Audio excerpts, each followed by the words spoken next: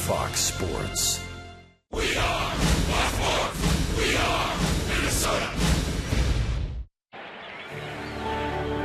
It's this one hard to get to right center field. Look at the crowd at County Stadium. He is getting a roaring ovation.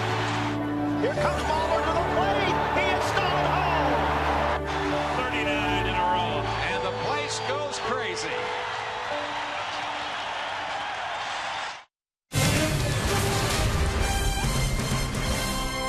There's always going to be something unique and special about my relationship with that organization, at least to me. At 58 years old, over a quarter of my life was spent playing for that franchise. So, man, the memories are fantastic.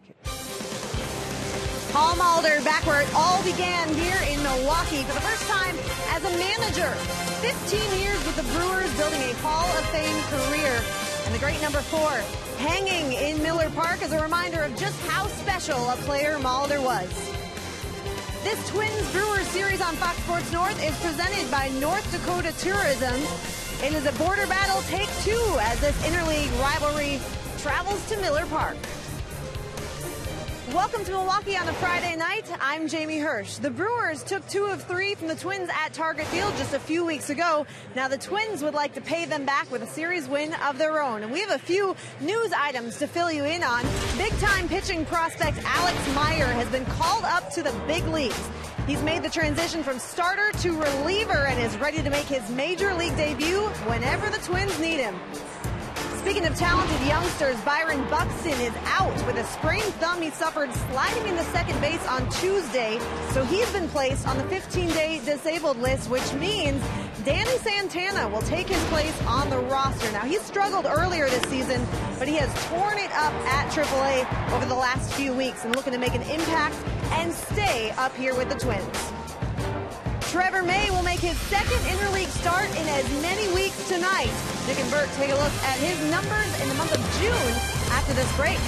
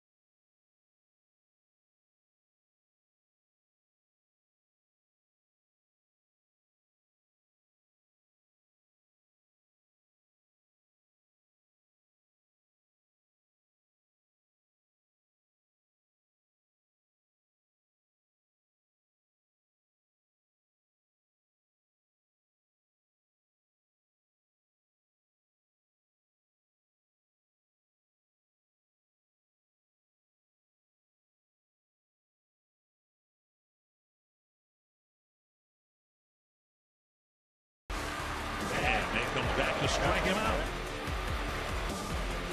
Swing and a miss. Got him. Outstanding. The Twins embark on their longest road trip of the year. Trevor May will make the start for the Minnesota Twins. First time he's ever faced the Milwaukee Brewers. And a former Twin who's never beaten the Twins, Kyle Oesch, will go for Milwaukee.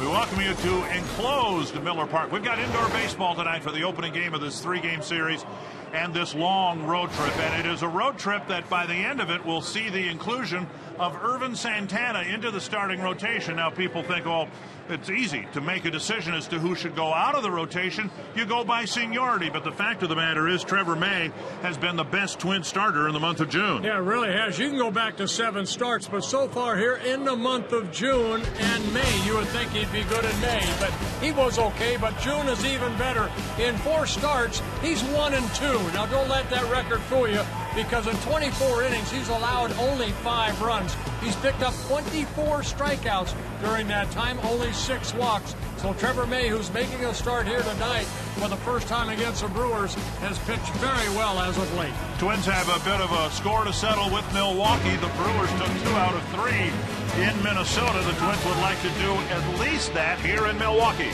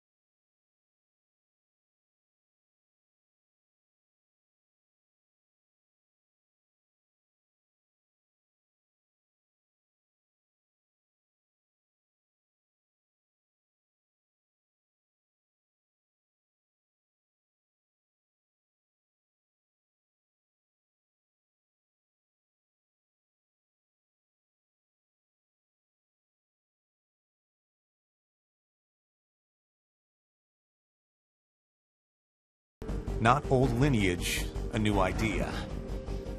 He's not from anyone's coaching tree. He manages out on his own limb. Less fire and brimstone, more tactic and detail. No managing profile. A legend as a player, a rookie as a manager. They're gaining confidence. I think everyone in the lineup realizes that they have a job to do, and that's just how we play the game. What is under that hat? Eyes that see every baseball nuance, watching his team transform from pretender to contender. Paul knows. Paul sees. Paul says. The Twins win it! And Paul Molitor returning to the scene of the bulk of his Hall of Fame playing career being played here in Milwaukee. First pitch to Brian Dozier, tapped foul. It'll be Brian Dozier, Torrey Hunter, and Joe Mauer here in the Twins' first inning. Yeah, they'll be facing Kyle Lohse for the second time this season. He got a no decision in Minnesota in the Brewers' 10-5 win. One strike to Dozier. And outside, 1-1. Mentioned that Lohse, a former Twin, has never beaten the Twins. It's a little more interesting than that. The Twins are the only team in the major leagues that he has not beaten. He had a great chance to do that at Target Field. His team gave him an early 5-0 lead. And then the Twins came back with a 5-run inning to tie it up. And then Lohse, ended up with a no decision. The Menards batting order: Dozier, Hunter, and Mauer. Then Plouffe, Rosario, Suzuki, Nunez, Robinson, and Trevor May. 2-1 to Dozier, and a blast to left, deep and gone into the second deck. As we heard in Minnesota, the visiting team very well represented here in Milwaukee. And Brian Dozier does it again, another extra base hit. It's the 4th time this year and the 11th in his career that he has led off the offense for the Twins with a home run. His 15th of the year. It's a pitch up, and that has been a nemesis for Lohse this year. That's 18 home runs he has given up. And Twin fans all over the place. And a pretty good spot for that Twins fan to be. Torrey Hunter takes a strike on the outside corner. In the opening game of the series at Minnesota, it was the Brewers' leadoff man, Gene Segura, who started the series with a home run. And that was part of that 5-0 lead that Lohse had before it all melted away in the middle innings. And that's been Lohse's problem this year. 3-9 on the year. Very high ERA at 6.3. It's innings that have gotten away from him. He'll throw 3-4 shutout innings, and all of a sudden here's a 4 or 5 spot. And Kyle Lohse's been around a long time. This is his 15th major league season. And as Dick mentioned, he started with the Twins back in 2001. Won 51 ball games in a Twins uniform. 2 strikes to Hunter. And down and away, 1-2.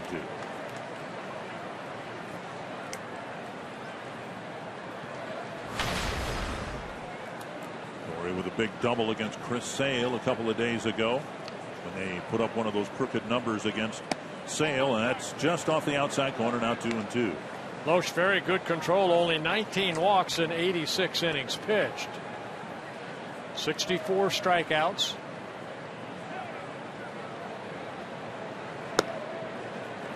And it was 0-2. Now it's 3-2. Kyle, 36 years old. Only 5 of his 15 starts this year have been quality starts, and the Brewers are just 5-10 in his first 15 starts. So it's been a struggle not only for Kyle Lohse but the whole starting rotation for the Milwaukee Brewers. How quickly it can change. We've seen it change positively for the Twins one year to the next, but when the Brewers were leading their division a year ago, the starting pitchers were largely responsible for what many thought was a surprising start for Milwaukee. And that's why the Twins are really where they're at right now in the American League Central Division, and because of good starting pitching. But here in Milwaukee, the starters, there's Matt Garza. We'll see him tomorrow night on the left of your screen. They are combined 16-40 with an ERA at 4.91. And Hunter hanging tough. Tonight's Cold Hard Facts brought to you by Clean Crisp Coors Light. You can see in the last 2 years the change. The Brewers led the division, had a great first 4 months last year, then fell apart, and this year's been more of the same, while the Twins have greatly increased their win percentage. Yeah, Lohse himself, a 13-game winner last year in 31 starts, worked almost 200 innings at a 3.5 ERA. He's having a tough time. And a good battle for Torrey Hunter against Lohse, but Lohse is having a tough time putting Torrey away. This will be the 10th pitch of this at bat. Not a lot of at-bats for the Twins against Kyle Lohse, just making his 3rd career start against the Twins. Torrey Hunter 2 for 4 against Kyle Lohse. Right center and deep. Gomez on the track makes the catch. down. And that'll bring up Mauer. Well, Mauer has been a T-Mobile game changer against the Brewers. His longest active streak of reaching base safely currently comes against the Brewers. 12 straight games. And when the Twins came from behind to tie the Brewers in Loesch's start at Target Field, Mauer's 3-run home run, the biggest swing of that 5-run 5th inning. Yeah, that came in the 5th inning. So Joe Mauer, that was his second home run, and the only right-handed pitcher Joe has hit a home run off of so far this year. All the other 3 home runs he's hit, home runs, have been against lefties. Ball 1.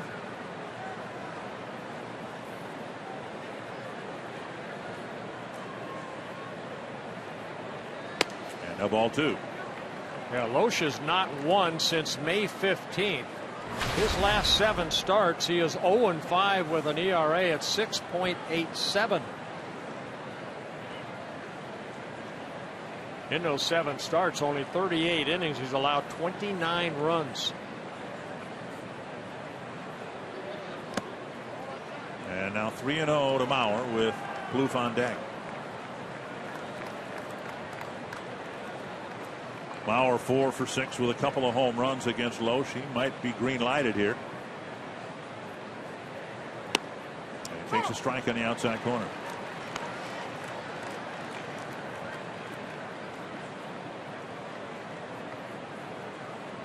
Big road trip for the Twins. 3 games here, 3 in Cincinnati, 4 in Kansas City.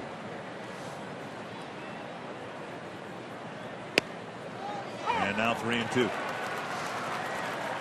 That Twins come into this ball game 39-33. That puts them 3.5 games behind the Kansas City Royals in second place. Full count. And Mauer lifts it foul over the Twins dugout. This is the first of 3 three-city road trips for the Twins. Got another one coming up in late August and another one in early September. That'll be crunch time for the Twins. Schedule-wise, when the Twins have to have a 1.5-week long road trip at the end of August for a quick homestand of 6 games, then back on the road for a 1.5 weeks again in early September. Driven to left and carrying deep. Parra back, and he too near the edge of the track makes the catch 2 away. Northland Ford defense for the Brewers. Parra is in left, Gomez in center. They've each had a putout already. Ryan Braun in right, Ramirez, Segura, Jeanette, and Lind, the infielders. Luke Roy behind the plate. That's another area that has not been very good this year. 56 errors by the Brewers. That's the most in the National League. At the knees, a strike. And you always see it. If you have good pitching, you have usually good defense behind you. And we talked about the lack of starting pitching and also the inconsistency of their defense. 2 strikes.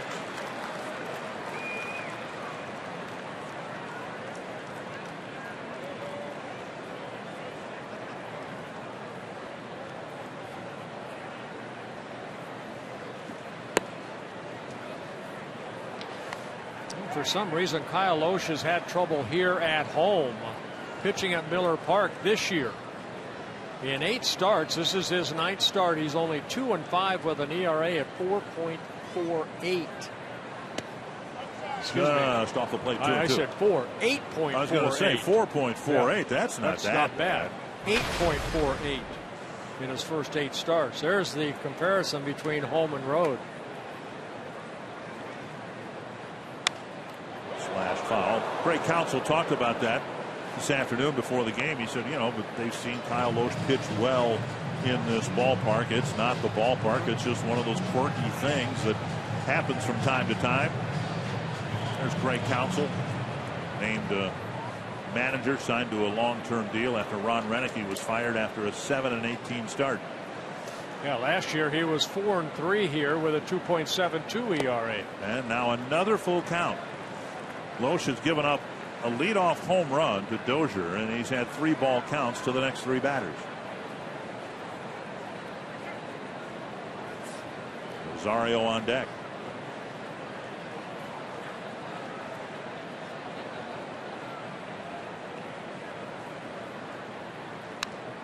fouled back.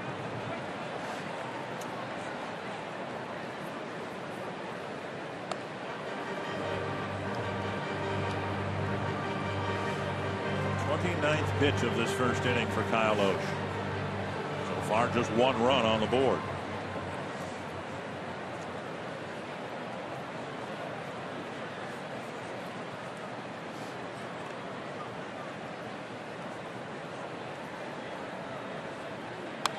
And another foul back. I don't believe there's been a swing and a miss here. No, Torrey Hunter had a long at bat. Joe Mauer, now Trevor Plouffe.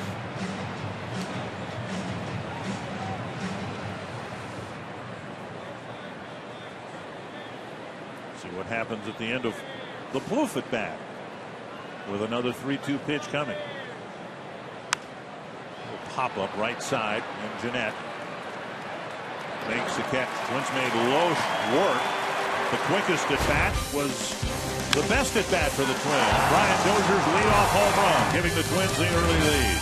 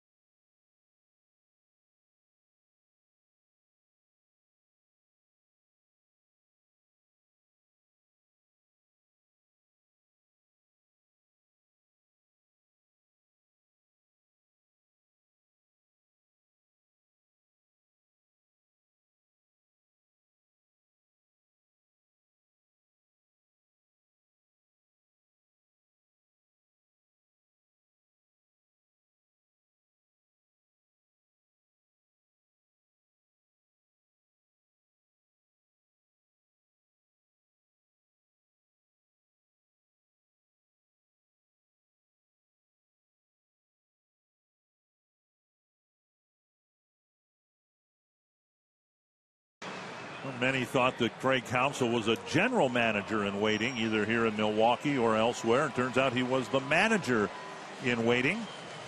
Brewers 20 games below the 500 mark. It's been a long season, and we're still in June. The Menards batting order: Gerardo Parra, followed by Jonathan Lucroy, Ryan Braun, Adam Lind, Carlos Gomez, Aramis Ramirez, Gene Segura, Scooter Gennett, and then the pitcher Kyle Osh. And Trevor May will face that lineup. For Trevor May, he's making his 14th start, his first career start against the Brewers, his third interleague start, actually in a row. He faced the Cardinals, the Cubs, and now the Brewers. 0-1 with a very good 3.27 ERA in interleague play. Strike on the outside corner. Showed you the numbers of Trevor May in June, and he is 1-2 in a month, but an ERA of 1.88. Deep to center. Shane Robinson's out there leaping, and he knocked it over the wall. And the game is tied. Robinson made contact with the ball with his glove, but he knocked it over the fence, and it's one apiece. Well, Parra saying, Brian Dozier, if you can do it, so can I. His 5th home run of the year.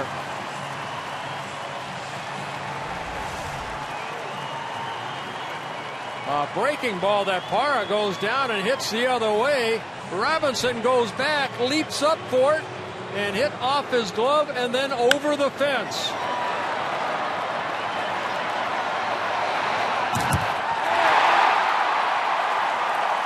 How about that? Both leadoff hitters hitting home runs. And now a ball to Jonathan Lucroy.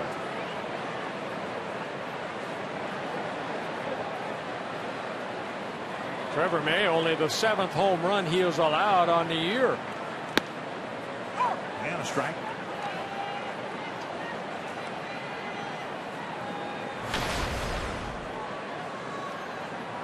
Lucroy Spent some time on a disabled list, a little over a month. He missed 38 games with a broken left big toe. Had an all-star year last year. Hit .301 for the Brewers in 153 games. 53 doubles. 2-1 to Lucroy. Check swing now, 3-1.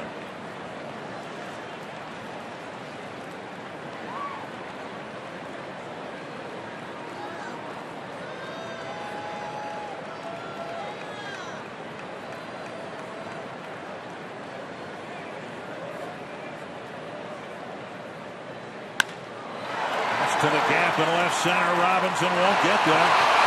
It's the very top of the wall and bounces over. It's a double for Lucroy. In the same direction as Parra's home run.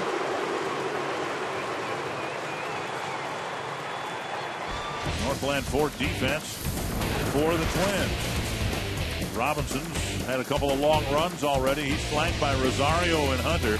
Palouf, Nunez, Dozier, Mauer, the infielders, Suzuki behind the plate. Again, the news of the day, the Twins putting Byron Buxton on the disabled list with a sprained thumb. The expected time on the DL, 4 to 6 weeks. Let's take a look at this fastball right here. You can see it's hard. I mean, it's fast, probably 93, 94, but really right down the heart of the plate. And Lucroy put a good swing on it. Here's Ryan Braun. Strike one. Mentioned the Twins have a bit of a score to settle with the Brewers. It was the Brewers who started the June slump, June swoon, whatever you wanted to call it. Twins had a great month of May, only lost one series all month. Then they split the 4 games in Boston and came home, and the Brewers won the first 2 games, which sent the Twins on a string of 4 straight series losses. Again, in the month of May, they lost 1 series all month. So the Twins would like to at least take 2 out of 3 in this series in Milwaukee. Yeah, after going 20-7 in the month of May, in the month of June, Twins are 9-14. 2 strikes to Braun. He's still struggling for his first out. Ooh, up high a little bit. 1-2. Winning series has been an important part of the message Paul Molitor's given his team, and they've done a pretty good job in that regard.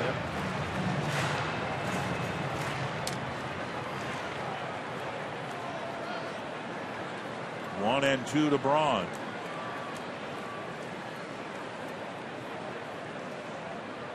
And now 2-2. You know, you brought up a good point in the open, Dick, about, you know, Irvin Santana. He worked in last night's ball game in Rochester, 7 innings.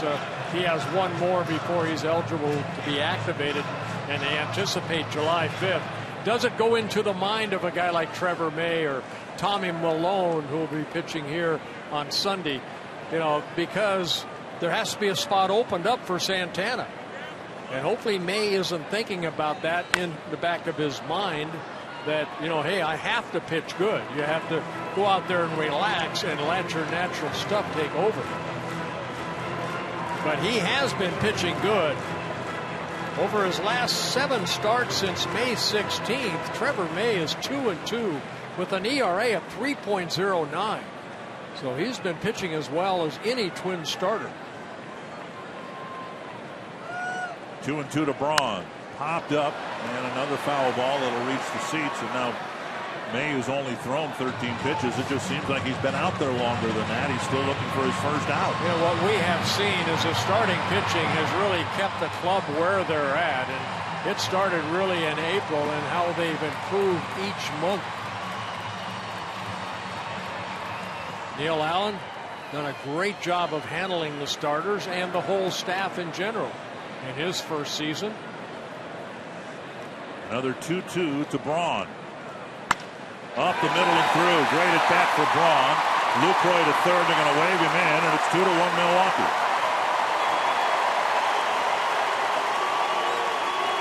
Braun picking up his 46th run batted in. Got a pitch down. But again, you can see the location. Suzuki wanted it in, and it got too much of the plate, and Braun hit it sharply up the middle. Lucroy scoring the second run of the inning, and just like that, the Brewers take a 2-1 lead. And now Adam Lind. Hit a big 3-run home run against the Twins in the series opener in Minnesota earlier this month. Slow breaking ball, and he got a high strike called. Getting ground ball double plays not a strength for Trevor. Just 4 of them on the year.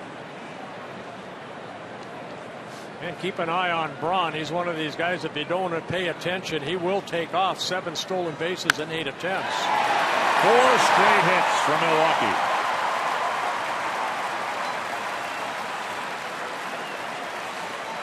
The starters have been so consistent, especially here in the month of June. But you go to April, the starters combined 7 and 9.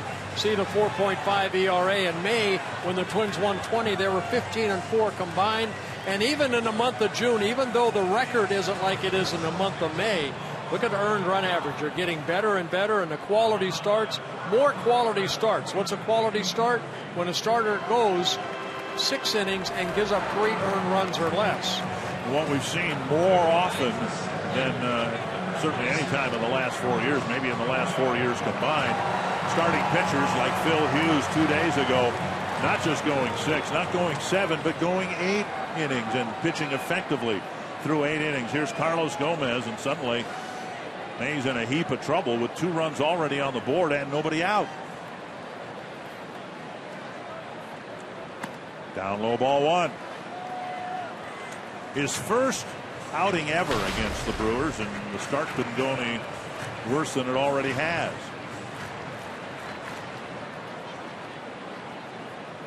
Gomez has been bothered by a hip issue. Didn't play yesterday for Milwaukee. There's one back to the mound, and May fires it into left center field. He thought about throwing it to third, he thought about throwing it to second, and he threw it in between. Big error right there by the pitcher, Trevor May. Yeah, you're taught. You can see he's upset at himself. Well, you're taught when that ball is hit back to you, you turn around and throw to second base. And you want to throw it about chest high. And May's still upset at himself, and Neil Allen's going to come out and try to calm him down. You saw him look at third, but then an off-balance throw.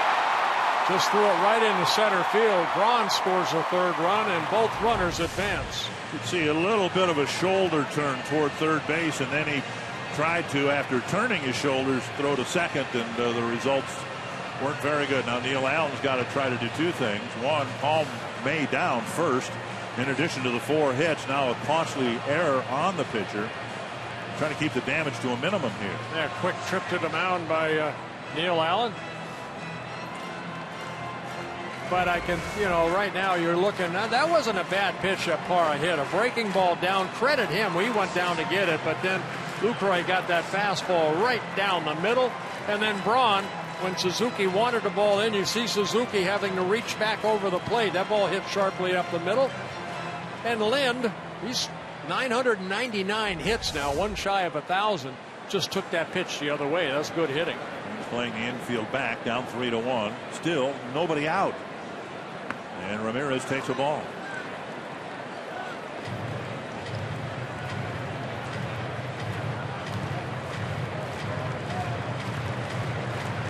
And we mentioned in Minnesota, Ramirez announcing that this will be his last year playing professional baseball. His 18th major league season, his 4th season with the Brewers. Poke foul, 1-1.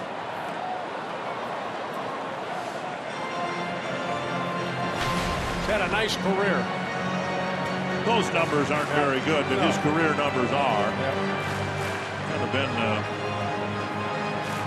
slightly lesser version of Adrian Beltre, who many people think is going to go into the Baseball Hall of Fame when his career is done. He's 22 doubles from 500, 23 home runs from 400. A liner that Klug picks off at his shoe tops for the first out. And now Gene Segura. Yeah, Brewers having some very good at-bats against Trevor May. Well, a lot of those pitches that were hit hard here earlier in the inning almost looked like the same pitch over the inside corner about thigh high, and the Brewers have teed off on him. Well, you know, we've seen May early on. You know, he's almost too pumped up. Every fastball will be pretty straight, and it'll be up in the zone. You have to control down and away. And if you're going to go in, you have to go in off the plate. I don't care if it's a Brewers or it's a Detroit Tigers. Infield in with 1 out. And low ball 1.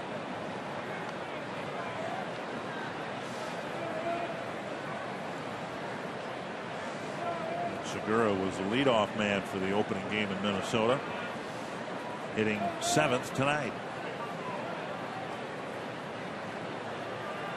Now, May's not particular who makes the out, but if he can get Segura here, now you've got the National League game here with the 8th place hitter and a base open at first, and Kyle Lohse would hit next. So as bad as this inning has been, if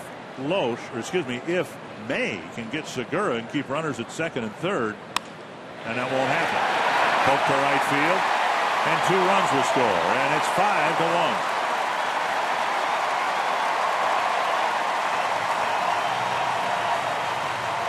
Segura picking up his 20th and 21st runs batted in. Taking that pitch the other way. And this ugly inning for Trevor May continues. That breaking ball stayed up right there, and Segura right off the end of the bat hits it toward right center. Lynn scores, Gomez scores.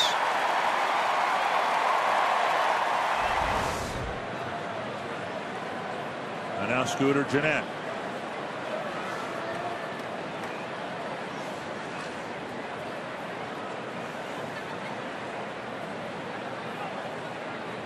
Twins made the roster move that involved Byron Buxton, putting him on the disabled list and calling up Danny Santana. It's the other roster move that might come first into play here. Alex Meyer was called up today. He's going to pitch out of the bullpen. There goes Segura, and the throw not in time.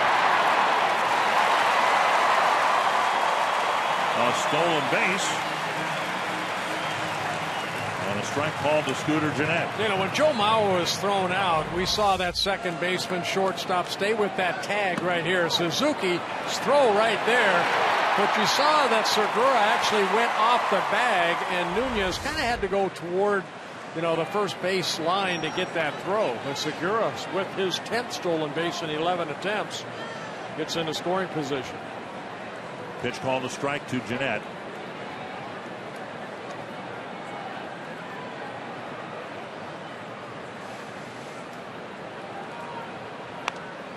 Squibbed up the line, and that'll barely go foul. Blue just knocked it onto the grass once it spun across the line. Well, almost as if on cue, Alex Meyer, who showed up at the hotel last night to meet the team in a big league uniform for the first time, and here he is in the first inning getting loose. He met with the media before the ball game, and we did an interview with him through Jamie Hirsch, and basically he said, you know, I'm ready whatever they need me. I don't know if he thought, you know, here in the first inning he's got to get up.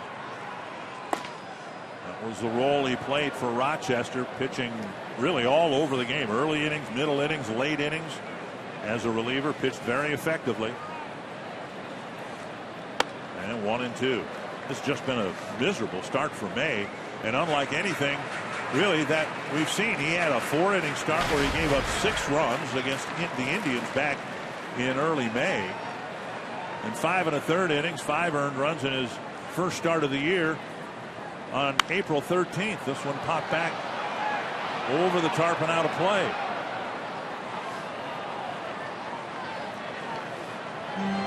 Gennett just getting recalled from AAA. He started with the Brewers at second base. It did not fare well. He hit about 158, was sent out, hit well down in AAA, and since his recall, swinging the bat a lot better.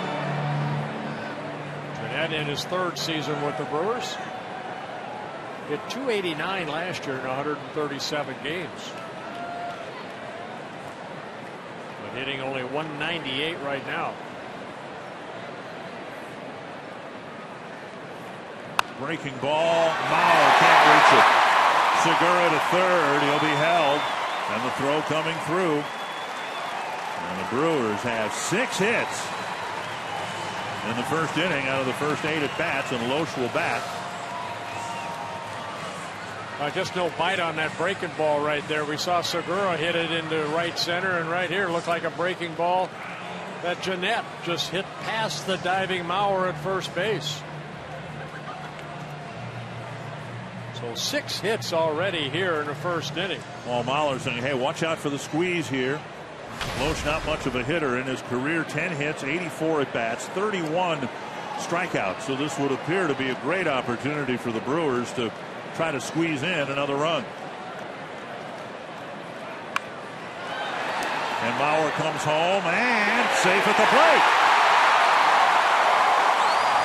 Segura beat the tag at 6-1. That's exactly what happened right there. They put the squeeze on Segura.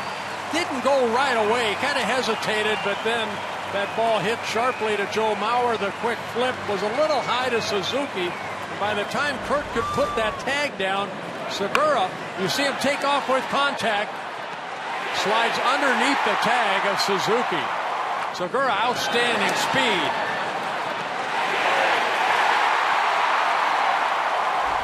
And Trevor May's first outing against the Brewers, an absolute disaster. Now, Paul Molitor got to the line, and then he was stopped by home plate umpire Dan Isanya for some reason. Brief chat. Molitor continues to the mound, and far too early for the Twins. We'll have the Major League debut for Alex Meyer coming up next.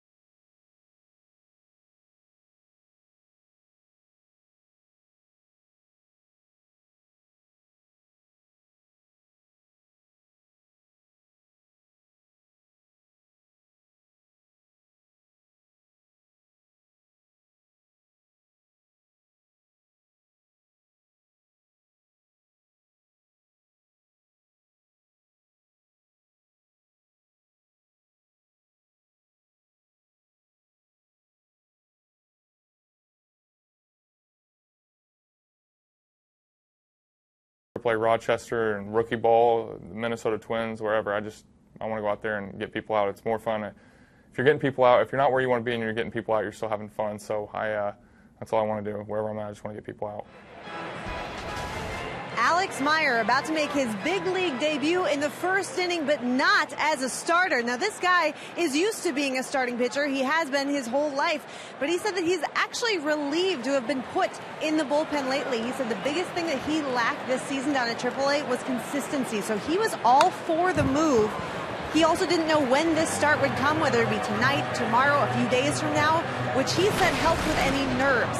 One last thing that helped with nerves, guys, Glenn Perkins, the Twins' all-star closer, actually called Alex Meyer to talk to him before he arrived here last night. And Alex Meyer said just hearing advice from a guy like that who also had been moved from a starter to a reliever was all the encouragement he needed. High fly to right field. Hunter with the catch. And tagging and going to third is Jeanette. And that's the second out of the inning. We showed you the numbers of Meyer and Trevor May. You know, you're going to have outings like that. I don't care what level you're at, and Trevor May just not his night, but gives Alex Meyer an opportunity to get his feet wet in his major league debut. Yeah, you know what? I heard that interview, and Alex himself kind of said, you know, as a starter, I mean, when I found out I'm working or pitching in 2 or 3 days, I would worry about it. He says, as a reliever, just relaxed me a little bit. I can just let that ball go. I don't know when I'm going to be out there, but, you know, he's got outstanding stuff. A great fastball, curveball, slider, and a changeup. There's a hard slider right there.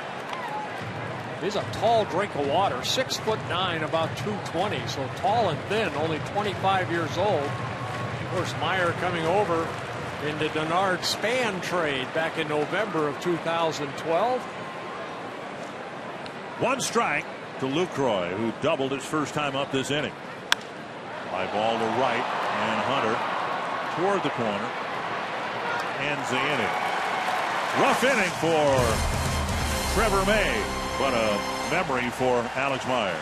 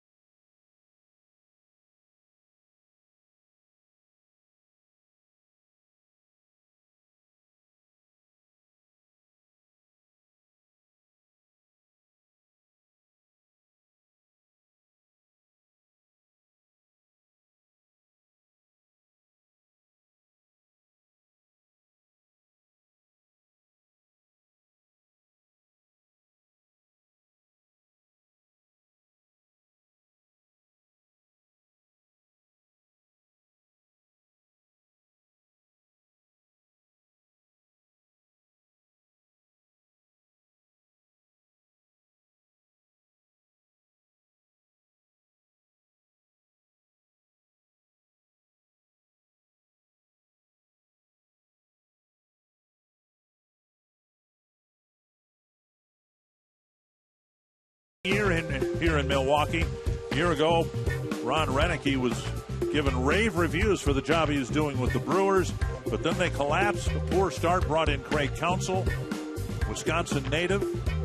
Marginally better 1-loss record than what they had, but as they found out in Miami, as you look at some of the veterans and the disappointing pitching numbers put together by Garza and Loesch. Yeah, well, and we see Loesch now. We'll see Matt Garza tomorrow afternoon. But both, you know, they're kind of like the aces of the club, and they just have not pitched well. Well, they was proven again down in Miami when Mike Redmond was fired and Jennings taken over, and the record's now worse with the a new manager than it was with the old manager. Now we'll wait to see what happens in Philadelphia with Ryan Sandberg abruptly resigning today.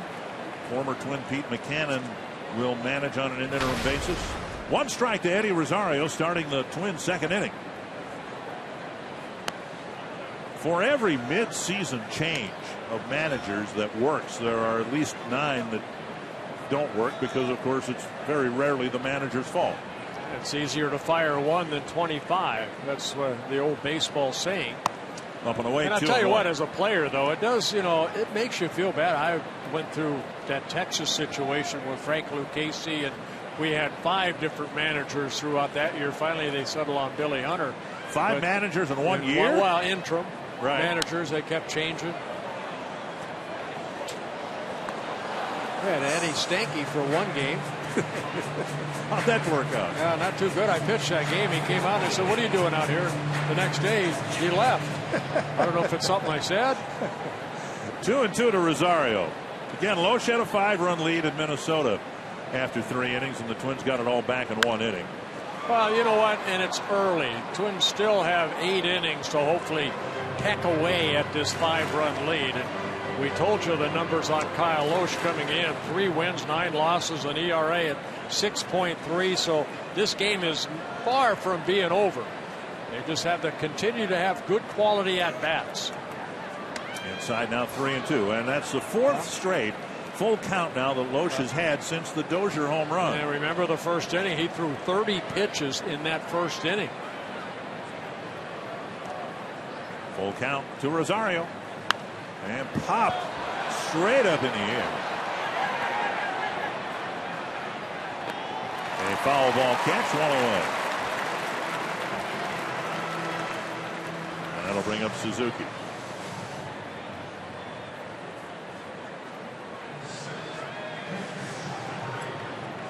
Loesch 37 pitches, and the 6-run bottom of the inning kind of overshadows the fact that Loesch really struggled. Even though he gave up 1 hit, he threw a lot of pitches in the first inning. But as a starter, when you have that 5-run lead, now you can even attack more, and that's what I think they want to see out of Kyle Loesch. Get ahead in the count.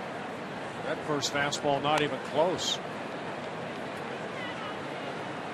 Loesch originally signed by the Cubs back in 1996 and then traded over to the Twins. A free agent at the end of the year in his 3rd season with the Brewers. And a strike over the inside corner.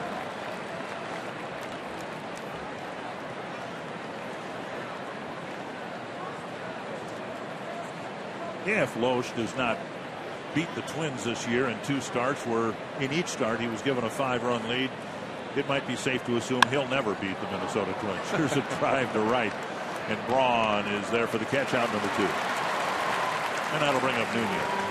Kurt Suzuki and the Twins invite you to Aloha Night 2015. They have a special offer including field box or skyline deck tickets on Thursday, July 9th, plus a limited edition Kurt Suzuki Hawaiian t-shirt.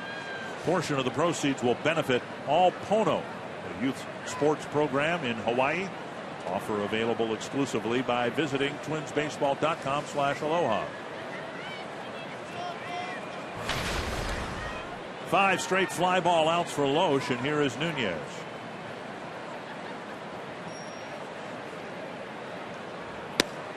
At the knees, a strike.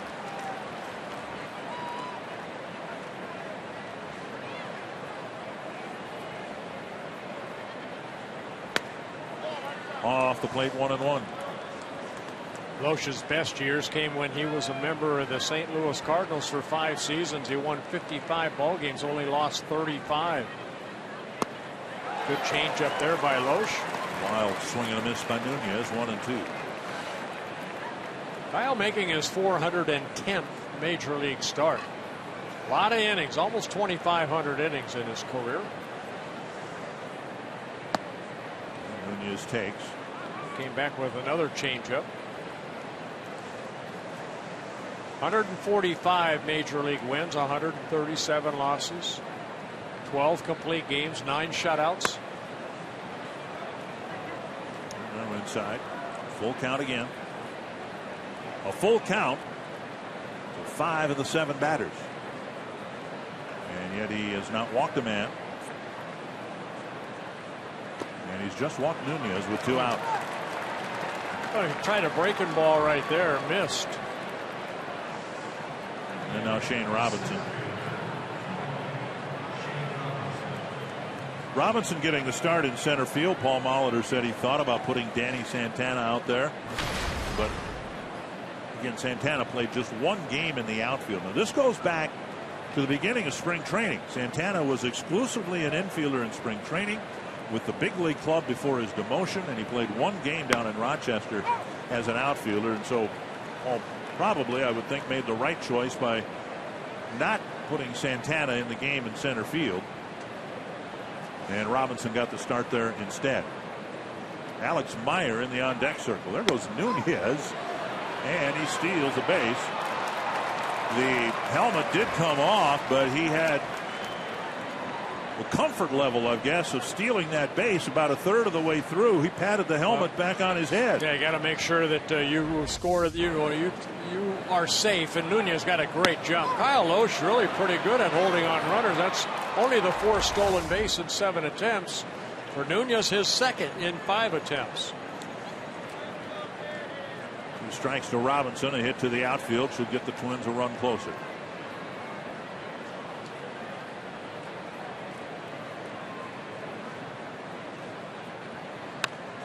And an grounder to first. Nunez left the board, and Loesch pitches a scoreless 2nd inning.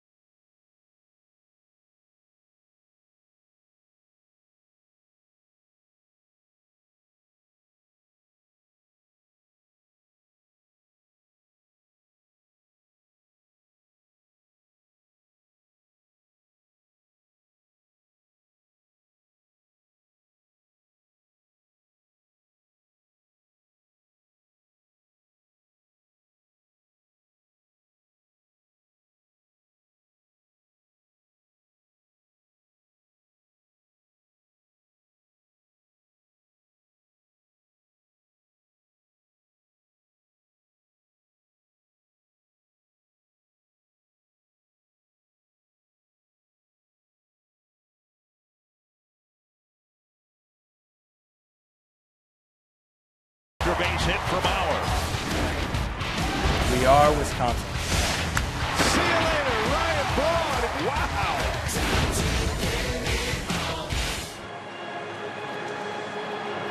Brewers jumping out in front of the Twins after the Twins had jumped out in front 1-0. A 6-run bottom of the first chased Trevor May and brought in Alex Meyer for his major league debut.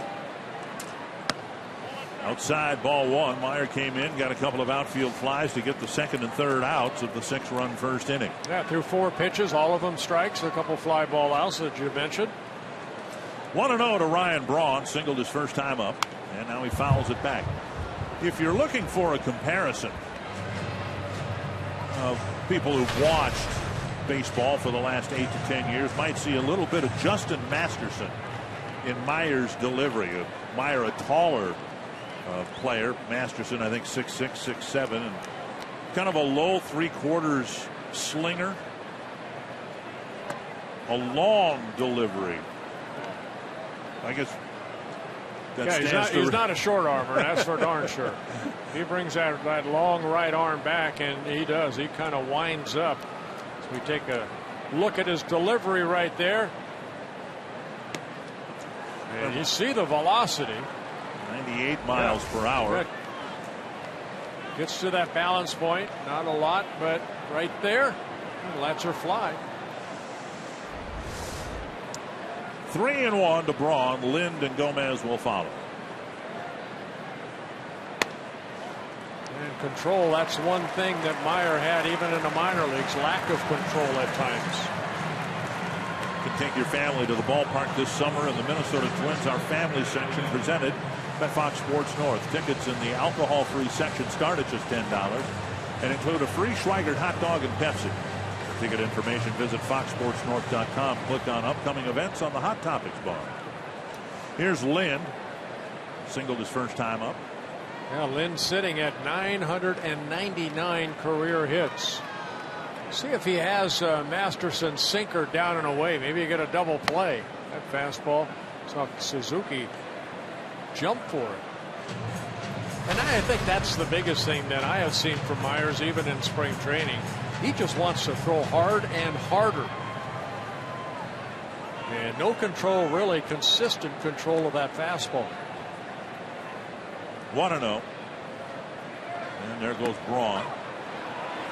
And Nunez comes in front of the bag again to make the catch. Yeah, second stolen base of the ballgame for the Brewers. Segura stole second base in the first inning.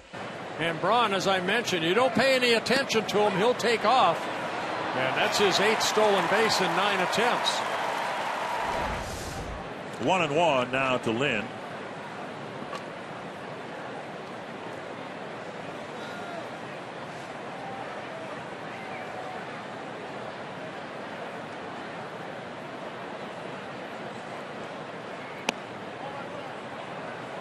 Two and one. In talking about his control issues as a starter, in his own words, he kind of echoed the old thought in baseball, hey, Babe Ruth is dead, throw strikes, because he said that's really was his biggest issue, trying to, as you said, overanalyze things and not trusting his stuff when in fact all he needs to do is continue to throw it over the plate. Nice grab by the fan down there that brought his glove, a young man. Yeah, you know what? You look at his minor league numbers, 68. I'm going up until this year, 68 starts in the minor leagues, 337 innings. That's 5 innings a start.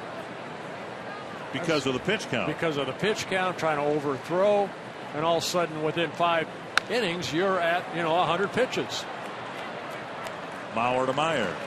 First out of the inning, and Braun to third base. And a productive out for Adam Lind, advancing Braun, who stole second, over to third base. We'll bring up Gomez, who hit a one-hopper back to Trevor May, and May indecisive immediately as to where he wanted to throw the ball, and he ended up throwing it into the outfield. And then the Brewers, to their credit, got a couple of hits after that, squeeze play, and all put up 6 runs. As a pitcher, Dick, you're going to have outings like Trevor May, but that's probably going to eat at him more than anything, is that ball hit right back at you, you turn and throw to second. There's a little bit of hesitation, which we showed, that he didn't throw right to second right away. He was off balance, and then he winged it into center field. Strike at the knees to Gomez.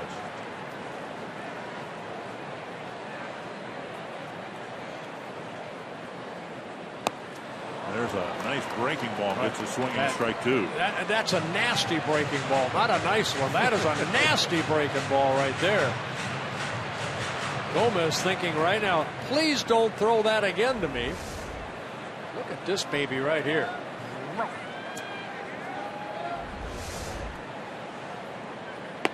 He tried it again, just missed outside. Got that breaking ball at 84 miles an hour.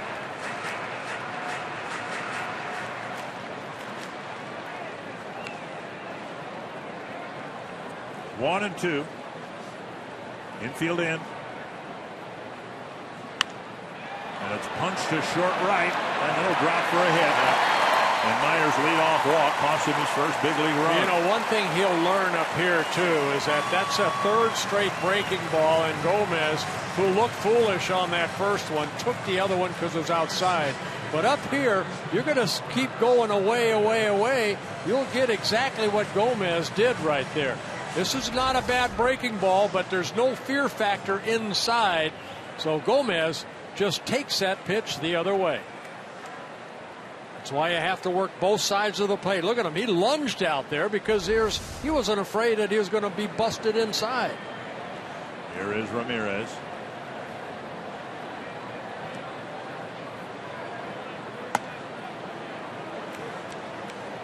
And Gomez with that RBI single, driving in his 26th run.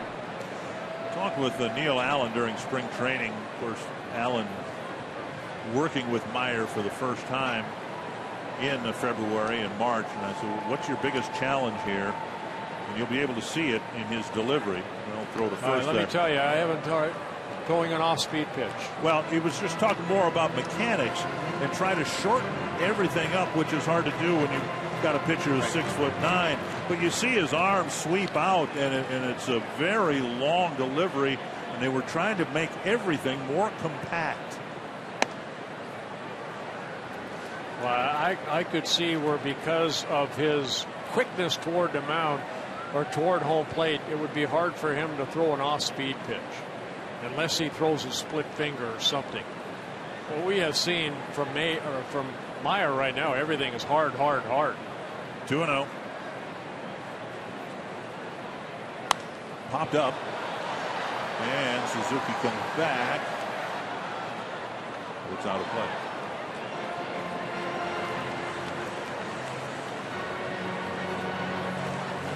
You might get away with that in the minor leagues by just throwing hard, hard, hard. But up here, hitters will make the adjustment.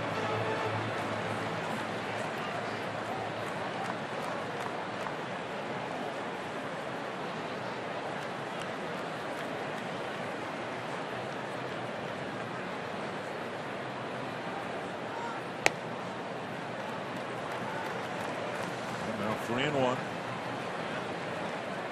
Guarantee you his heart is pumping about 200 miles an hour. He is so nervous.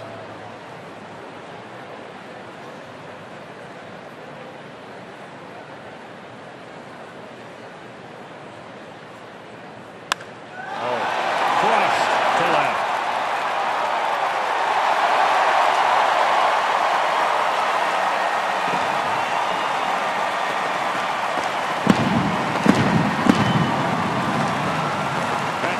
Stayed on the same plane, probably 96 miles an hour, but Ramirez hits his 9th home run of the year.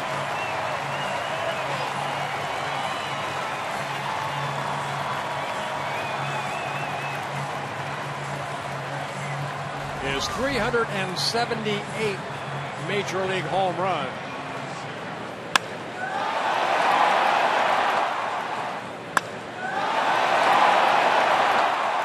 Second home run for the Brewers.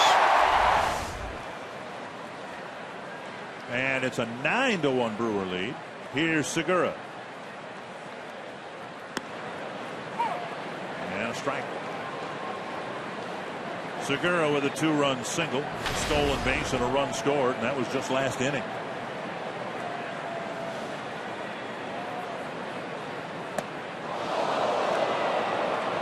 '97. In off the plate. Well, that ball was not that far inside. But Segura, you know, just like the Brewers before, they start lunging a little bit. You see Paul Molitor talking to Neil Allen.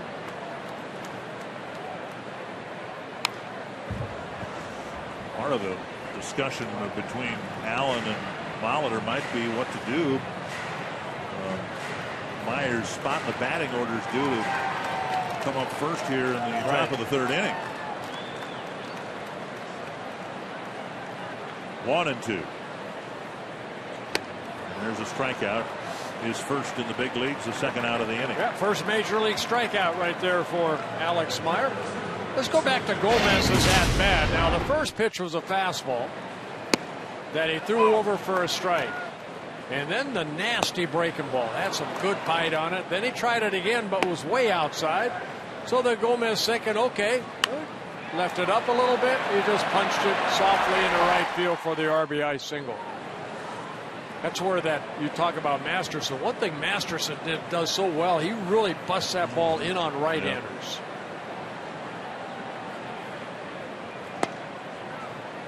Pitch low to Jeanette.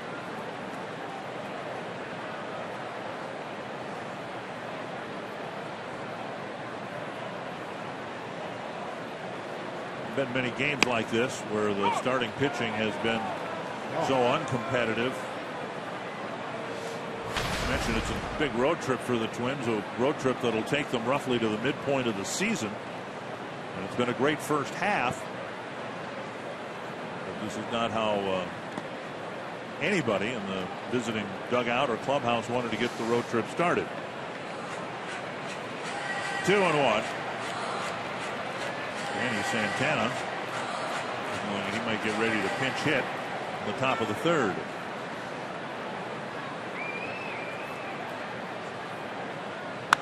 High and deep to right center field.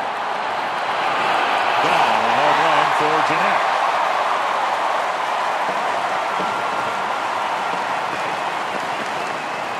Doesn't matter how hard you throw it, that ball is right down the middle of the plate. This is the big leagues. And I think Alex Meyer is finding that out. Jeanette with his 4th home run of the year. Got a lot of relatives that made the drive from Indiana to be here tonight, and I don't know that they imagined Alex will get it in so quickly. But while he did a good job wrapping up the first inning, he's getting hit hard here in the second inning. A strike to Loesch, who now is in the game with a 9-run lead.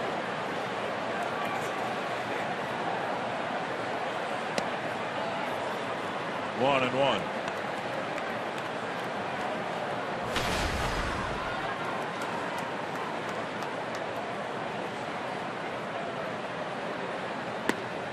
On the outside corner.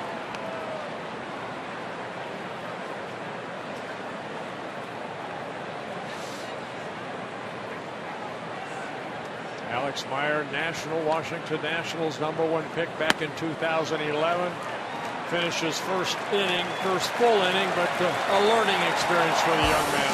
You're watching this Twins and Brewers series on Fox Sports North, presented by North Dakota Tourism.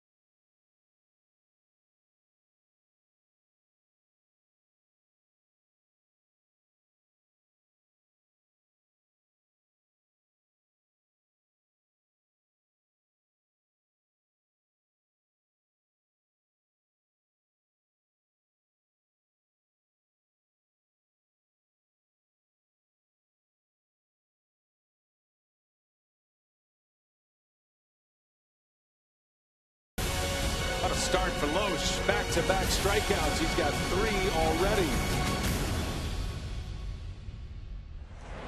Kyle Loesch was a good pitcher during some really good years for the Twins. Been a disappointing year for him this year, but very often he's been handed a 10-1 lead after 2 innings. Sometimes when you struggle, you need games like this to get you going again. And we showed you the numbers of Kyle Loesch, the frustration he's had it here at home at Miller Park this year. But maybe take a deep breath. I don't care how many starts you have at the major league level. You need games like this. Hopefully it gets you back into a good groove. Danny Santana's return to the lineup comes as a pinch hitter here in the 3rd inning. Santana struggled at the start of the year because of those numbers. He was sent down to Rochester, hit better. Last few games didn't go as well. Tuesday night, as Paul Molitor put it to me, they were just trying to protect themselves by putting Santana in the outfield and center field, and wouldn't you know it, that was the night Byron Buxton ended up injuring his thumb that put him on the disabled list today. So from that standpoint, it was good they put Santana out there, because now he's called up to replace a center fielder. There's a ball hit to right, and Braun hardly asked to move. Santana retired one away. Carsoup.com trivia question, and they changed it because I got a preview of it and I absolutely nailed it, and so now they changed it. Before tonight, when was the last time in a Twins game that both teams hit a leadoff home run? I know the answer. Oh, did you see that too? I saw that, and I'll wait till we answer it. Well, no wonder we've never missed any. Here's Dozier. Seems like a week ago, but Dozier started the game with a home run tonight. Yeah, for Brian, his 15th home run of the year, and again, the 4th time he has started a game off this year with a home run. 11 in his career.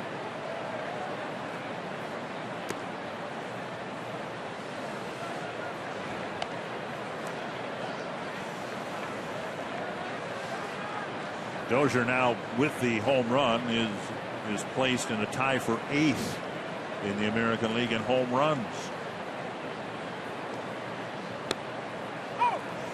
2-1.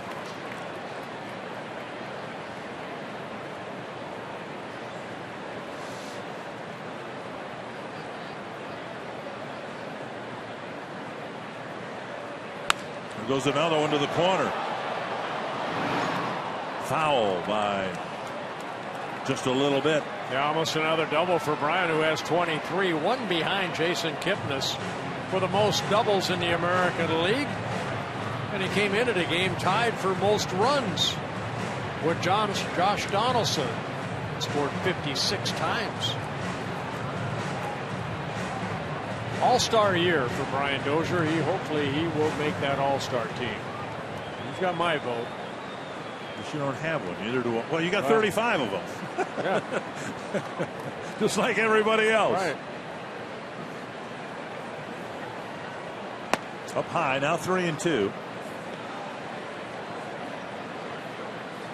Well, you have to go 5 innings to qualify for a win. The biggest issue for Loesch might be the pitch count. And there's probably about 4 or 5 relievers down there saying, I can get loose in 5 pitches. Foul back. And he's only given up 1 hit, and it was the Dozier home run, but he's had a lot of deep counts. Inexplicably walked Nunez. This will be pitch number 60. Trying to get the second out here in the 3rd inning. And he had a 5-run lead until the 5th inning in Minnesota, and the Twins erupted for 5 runs to tie the game and knock him out. That's hit hard to center. Gomez going back. Makes the catch on the track. 2 down. Twins baseball on Fox Sports North is presented by North Dakota Tourism. North Dakota, legendary. 2 down. That'll bring up Torrey Hunter. You know, we were in Texas and we talk about that channel out toward their bullpen in right center. And they say here in Milwaukee, if you can hit it, say where Jeanette hit it, that ball flies out there toward right center. And even Dozier looked like he got underneath that ball, but Gomez had to go all the way to the wall to catch it. 2 hopper to short. Segura's there. And the inning ends. Loesch with a 1-2-3 3rd inning.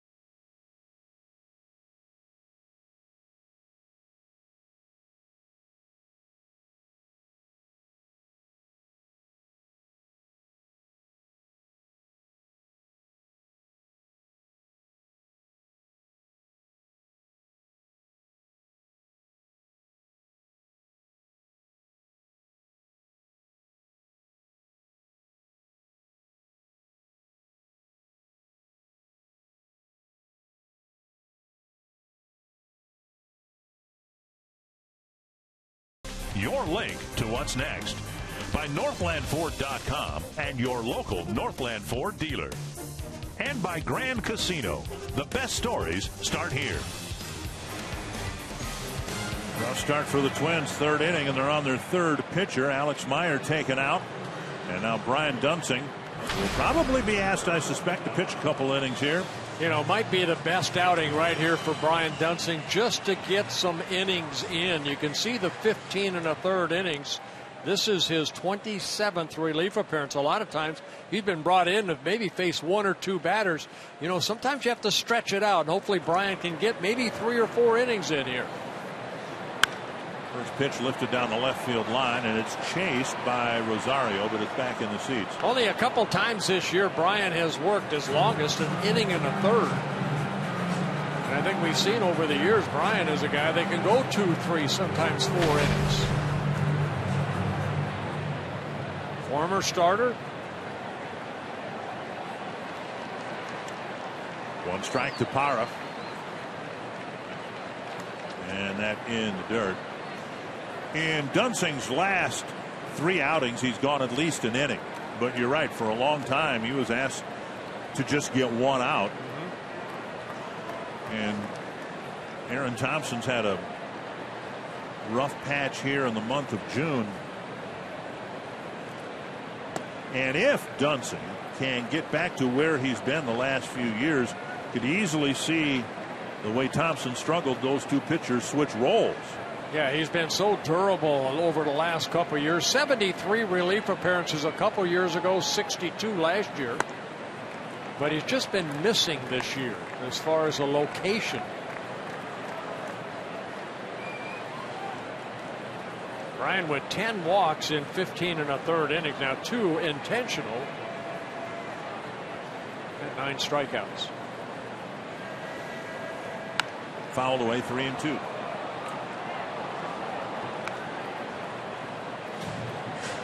Parra answered the Twins' leadoff home run by Brian Dozier with one of his own off the glove of Shane Robinson in center field. Most pitches Brian has thrown in an outing, 20. So he's going to be asked to do a little bit more here. And the Twins are carrying 13 pitchers. They're different pitchers. Myers here and Michael Tonkin's not. But they only have 4 bench players, and they've already used one of those in a pinch hitting spot. So important for Dunsing to pitch a couple of innings, hopefully effective innings. And work out some of those kinks. 3-2 to his first batter. Down the line, and Rosario retreats to the corner and makes a fair ball catch, 1 away. That'll bring up Lucroy. But first, Tuesday, the 2015 FIFA Women's World Cup semifinals begin as Alex Morgan and Team USA take on Germany with a trip to the final on the line. Coverage begins Tuesday at 5 Central only on your local Fox station and streaming live on Fox Sports Go. The U.S. team defeated China 1-0, a game that just ended. Congratulations, U.S. 1 down, and now Lucroy.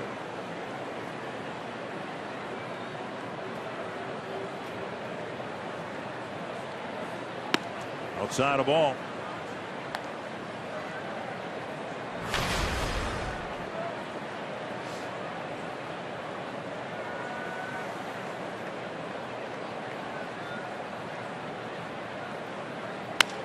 Busted bat and a bouncer to second. 2 down. Now Brewers with 9 hits in the ball game. Everybody has a hit except the pitcher Kyle Loesch, but he had that squeeze, an RBI in the first inning.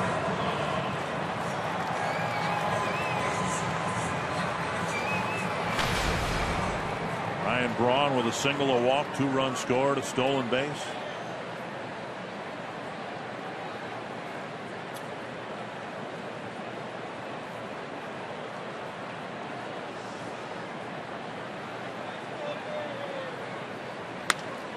Down the right field line, but foul. It's been a newsworthy day for the Twins with the roster moves, and most of the news not good. Byron Buxton on the disabled list. Twins don't expect him back from 4 to 6 weeks. And also, Paul Molitor said discouraging news on Ricky Nolasco. The Twins had him fitted with an orthotic on his right foot in hopes that the orthotic would relieve some of the pain that Nolasco experiences pushing off the rubber. And he tried to throw some today, and it did not go well at all. The pain's still there.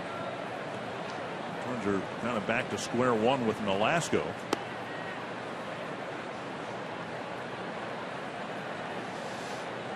And this is a road trip that begins here in Milwaukee on June 26th. It ends July 5th in Kansas City, when it's expected that Irvin Santana will make his Twins debut in the final game of this road trip. Yeah, that's scheduled for Sunday in Kansas City. Santana pitched last night reasonably well. 7 innings, gave up 3 runs, a couple of home runs. Yeah, they came early in the ball game, then he settled down nicely. He'll have one more rehab start. Low, and another 3-ball count, and then he will. And I would imagine that the Twins will let him get some work in, and he might be brought back to like 60-70 pitches rather than extended. Make sure he's ready to go on Sunday, but of course that's depends on how things go and everything. Physically, everything is fine, and the Twins will get their first look at him in a Twins uniform. Good fastball away right there by Dunsing. Dunsing in his 7th season with the Twins, 32 years old now. Signed by the Twins in 2005.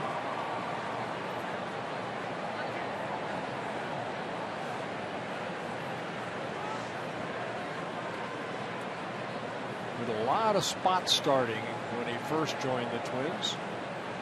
Breaking ball got him. Good inning. And a 1-2-3 third for Brian Dunsing. You're watching this Twins and Brewers series on Fox Sports North, presented by North Dakota Tourism.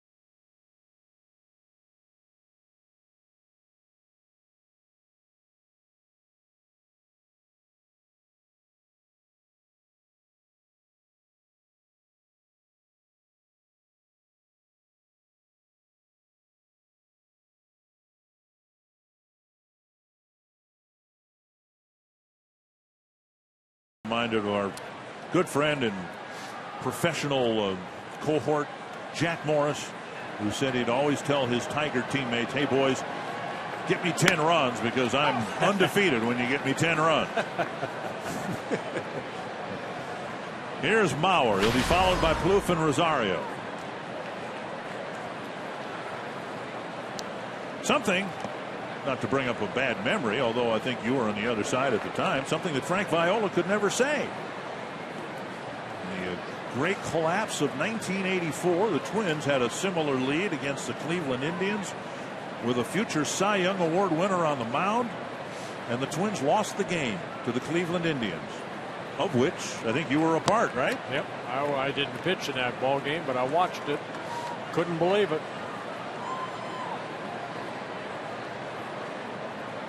2-1 to Mauer.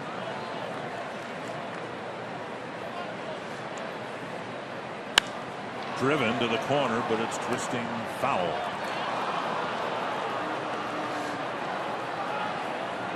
Check some news and notes from around the league. Former Brewer Prince Fielder with his 300th career home run. Max Scherzer had a perfect game going into the 6th inning again tonight. Well, he's been red hot, hasn't he? That's like 3 unbelievable starts in a row. And Edwin Encarnacion a couple home runs. Toronto, they can put some runs on the board. He finally won a 1-0 ball game the other day in extra innings, and who hit the home run but Chris Colabello. Leadoff single for Mauer in the 4th. That'll bring up Plouffe. The Twins just get their 2nd hit off of Kyle Oesch. Plouffe with a pop-up to second base to end the 1st inning.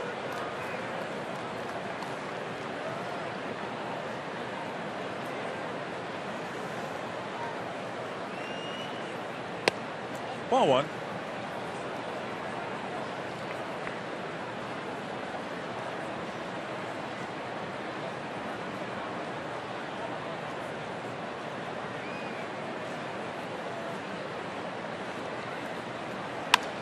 Rifled to right field.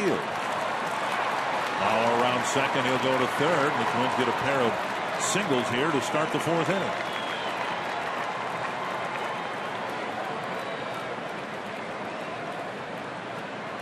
And now Rosario. This is what happened to Loesch in the middle innings in Minnesota. It was in the 5th inning. They started with the inning with a couple of singles. Mauer hit a 3-run home run. They added 2 more runs. Yeah, the ball came right back in the swing for Trevor. Hit it into right field. Mauer hustling over to third. And now Rosario. He fouled out to Ramirez his first time up.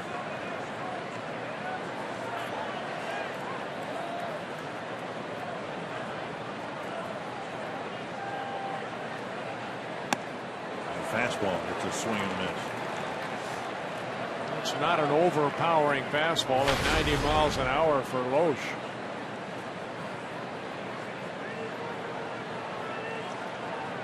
Always been pretty healthy throughout his career. On the outside corner 0-2. Well, the Brewers would like nothing better than for Loesch to start pitching well. He's in the last year of his deal. And this is a lost season for Milwaukee. And if in their ineptitude this year they can trade some veterans for some prospects in the next 5 weeks or so, I think that would offer some consolation. Tapper to short, and they'll get 1, and that's it. The ball gets away from the first baseman, Lind. They hit the screening in front of the dugouts now and stays in play. So Rosario has to stay at first, but Rosario picks up an RBI, his 17th of the year. Ball not hit hard enough to turn the double play. Plouffe is a force out at second base for the first out, but Rosario at first as Joe Mauer scores. Suzuki with a fly to right his first time up. Fox Tracks presented by Ram.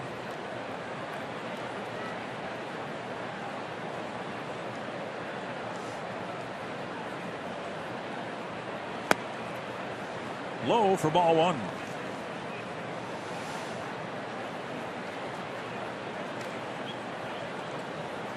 Suzuki's been swinging a better bat as of late.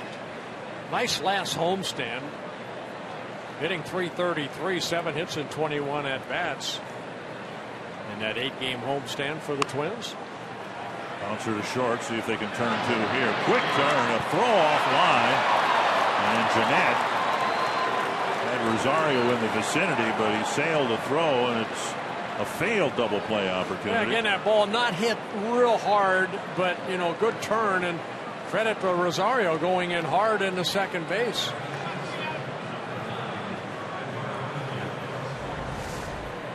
Segura flipping it over to. He got his foot in there. That probably should have been a better throw. Probably should have been a double play. Nunez will bat. Nunez walked, stole a base in the second inning. Foul to the screen.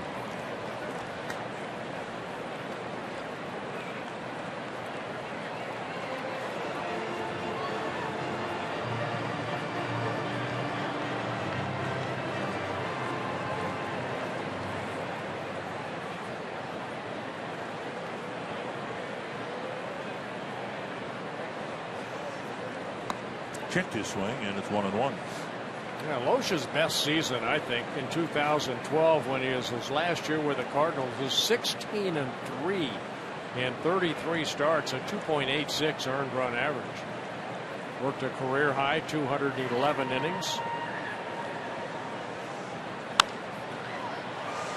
Got a World Series ring. The Cardinals beat the Rangers in 2011. He made one start, didn't go particularly well, only pitched 3 innings, gave up 3 earned runs, couple of home runs, 5 hits, 2 walks. But the Cardinals won. Yeah, and you know what? After that year, he signed that 3-year contract here, which is up at the end of the year. But last couple of years, he's given them almost 200 innings each season. And in today's mark of a starting pitcher, if you can get 3 or 4 guys in your rotation, that's why they're hoping that Garza and Loesch would be the innings bearers, I guess, of the starting staff, and it just hasn't panned out yet. Eduardo Nunez is not the easiest guy in the world to walk, and Loesch is in danger of walking him twice.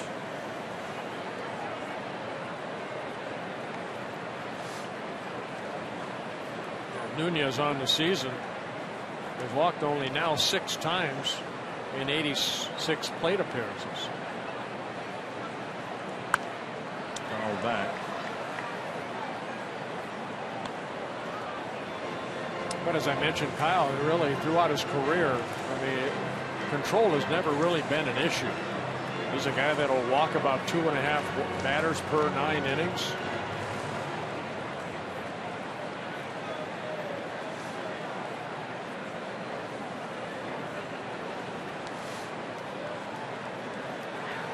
And Nunez strikes out to end the inning. The Twins start the inning with a pair of hits and get a run back in the 4th.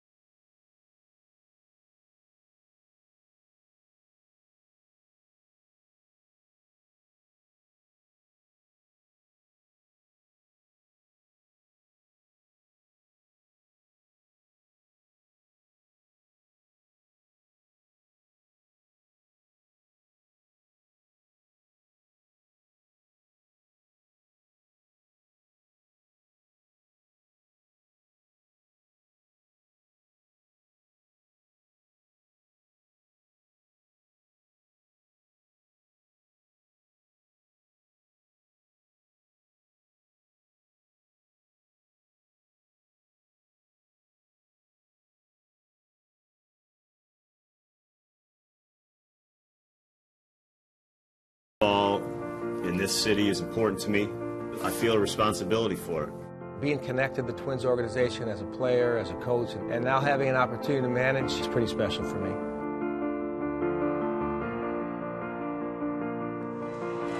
6 first-year managers, 7 counting Paul Molitor, and can see what the record has been. 7 counting Dan Jennings, who took over after the season started. Right, but you look at Tampa Bay and really Minnesota. I mean, I don't know if people expected Minnesota to be where they're at right now, just behind the Royals. But Kevin Cash has done a great job in Tampa Bay. I mean, they've depleted a lot of their system, but, I mean, as far as major league players, but they keep bringing up good pitching. A.J. Hinch done a great job with Houston. There have been 4 managerial changes within the season, not even at the halfway point. And today, Ryne Sandberg stepping down, the 4th mid-season managerial change. Buddy Black no longer in San Diego. Ron Renicky no longer here. Mike Redmond no longer in Miami. No interim tag on Craig Counsell. They let him finish out this year and then signed him to a multi-year deal. 3-year contract. 1-2. Somebody asked Paul Molitor what it was like to be managing against Counsell, somebody who Molitor, who has known literally since Counsell was a little boy. Craig's dad worked for the Brewers for many years. The ball looped to right center field over the head of Dozier. I believe that is hit number 1,000 for Adam Lind in his career. Probably take the ball out of play here. And congratulations to Adam Lind. It's a lot of hits. Yes, it for is. A number of different teams. Had 9 seasons with the Blue Jays in his first season with the Brewers.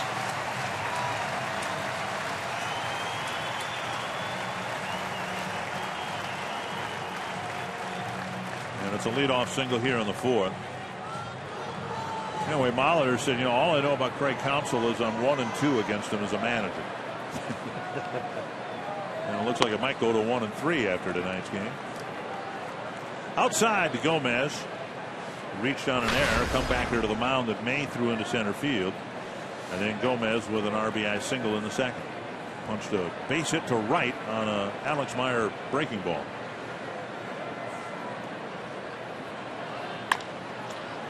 Chopper to short, and Nunez goes the short way. Nice play by Nunez. Yeah, very nice play. Throwing behind his body.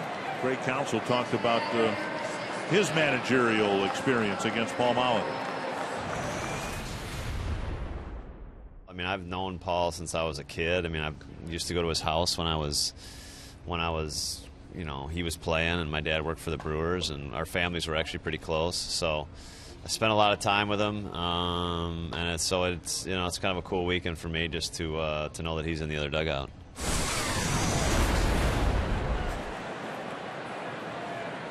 And Lynn getting high fives from his manager for the 1,000th hit. Here's Ramirez. I think we mentioned before that Greg Counsell's father, John, actually played in the Twins system for 4 seasons, was an outfielder. And he started in the Twins system right after you were promoted to the major leagues, right? Wasn't it in the early 70s, I believe? Yeah, he was there. He's with 1964 to 67, so that was he was before you, right? Yeah, I signed in 1969. 1-1.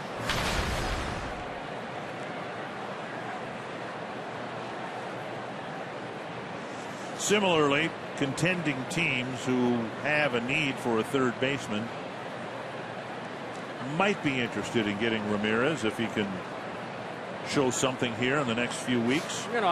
They have the notes here, and all-time Major League Baseball leaders at third base, of course, Mike Schmidt, Eddie Matthews, Chipper Jones, Adrian Beltre, and Ramirez. He's 5th on the all-time list.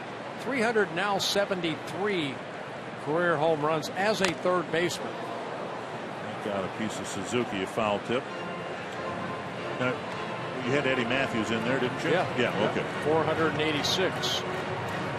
Mike Schmidt leading with 509. This is as a third baseman, not a designated hitter or other position. It's got to still be the case. Third base is the least represented position in the Hall of Fame. Well, Chipper Jones will be there. Adrian Beltre. One day will probably be there. 1-2 to Ramirez. In the dirt. Nice block by Suzuki. 2-2.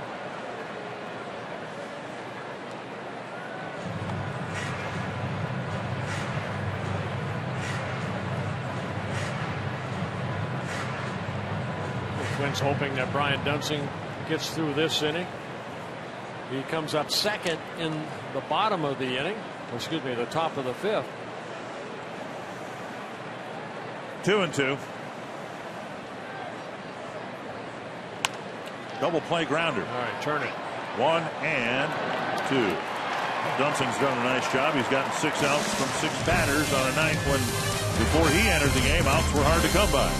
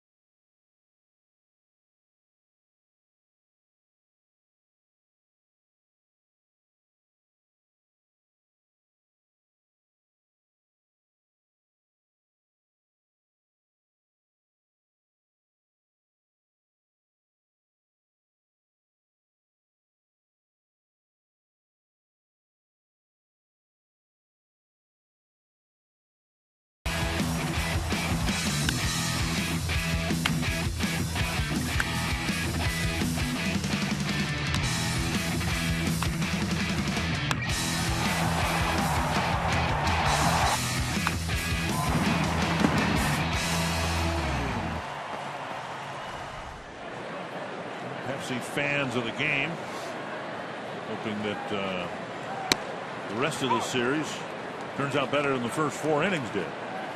Kyle Loesch delivers strike 1 to Shane Robinson. Kenny Vargas is in the on deck circle. He'll hit for. I was hoping Brian would hit. Really? Well, I mean, he went 2 innings, which is good. I just think, with this game being lopsided, you'd like for him to kind of stretch it out a little bit. 2 strikes to Robinson. Plus, Brian's 0 for 6 as a hitter. He's got a chance to get his first major league hit. Yesterday was the last off day for the Twins until the All-Star break. Starting a long road trip of 10 games, then a 7-game homestand afterwards. So, Twins with 13 pitchers. The pop-up left side should be handled by Ramirez. And so, how does this string of 17 games in 17 games in 17 days start?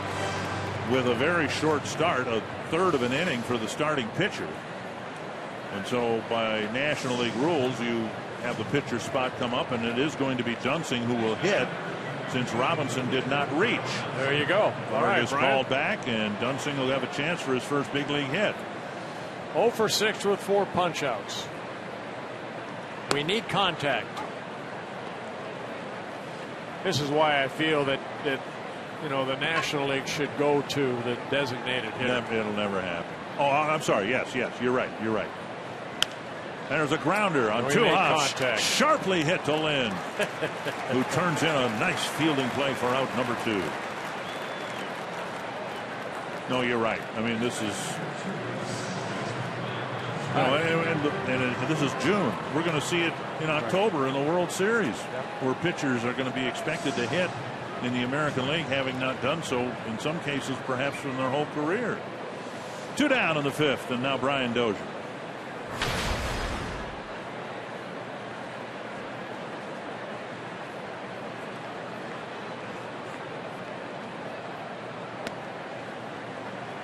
Ball 1. Dozier started the game with a home run to left, his 15th of the year. The Twins, far too briefly, had a 1-0 lead in this game.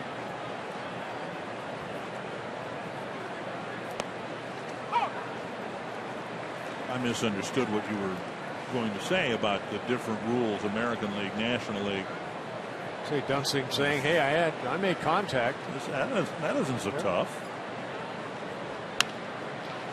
And Dozier, 3rd time he stung the ball in the game. He lined out to center field in his 2nd at bat. A 2-out single for Dozier. Because they'll never go back the other way. They'll never bring National League rules back into the American League. It just seems commonsensical to just let's play by the same rules. Right. I agree. And designated hitter, I mean, it's given players that even guys like Paul Molitor the opportunity to prolong his career when maybe he wouldn't have been able to keep playing if he didn't have a position. Edgar Martinez, Harold Baines. There's a lot of great ones. Frank Thomas who's in the Hall of Fame. Basically most of his career as a designated hitter. And now Prince Fielder, we mentioned his name before when we saw the Rangers. He's only a DH now.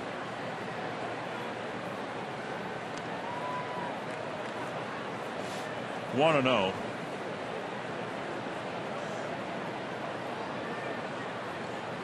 Not sure where Loesch thinks Dozier's going, down by 8 runs, but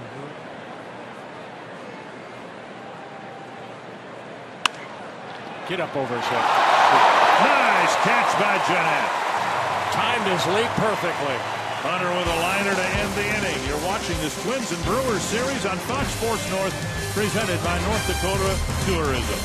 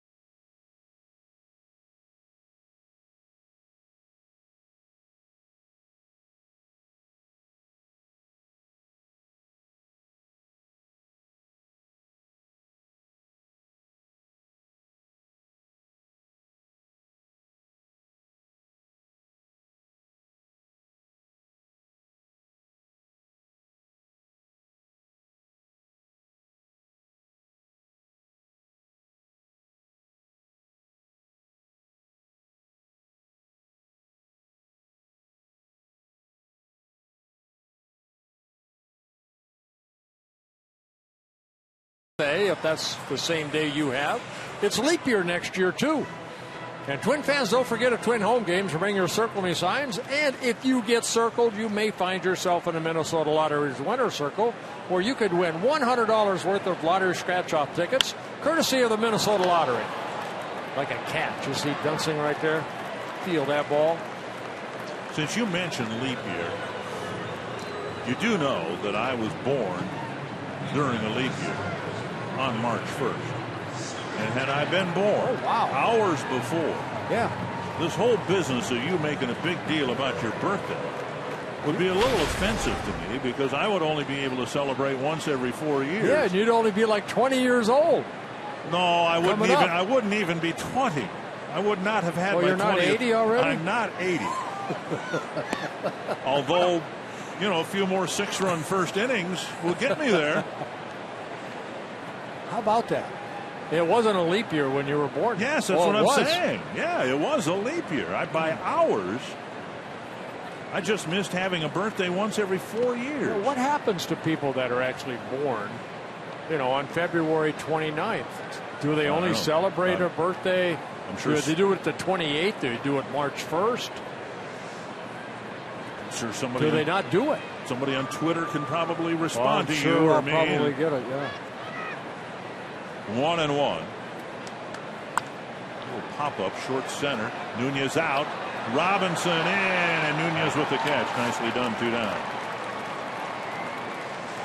Join us July 7th for Celebrate Diversity Day, presented by Prairie Island Indian Community. The first 10,000 fans get a Twins drawstring backpack, courtesy of Treasure Island Resort and Casino. You can go to twinsbaseball.com/tickets and get your tickets today.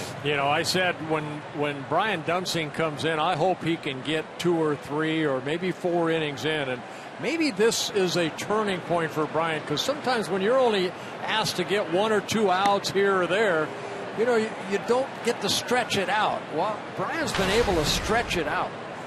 He's retired 8 batters in a row. I mean, there was a base hit, but a double play.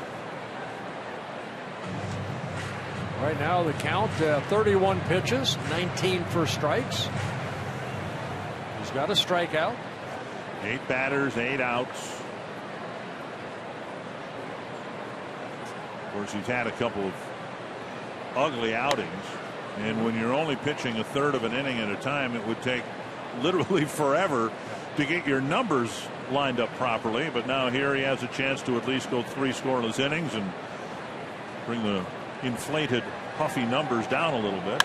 And Loesch drives one to center, but right at Robinson.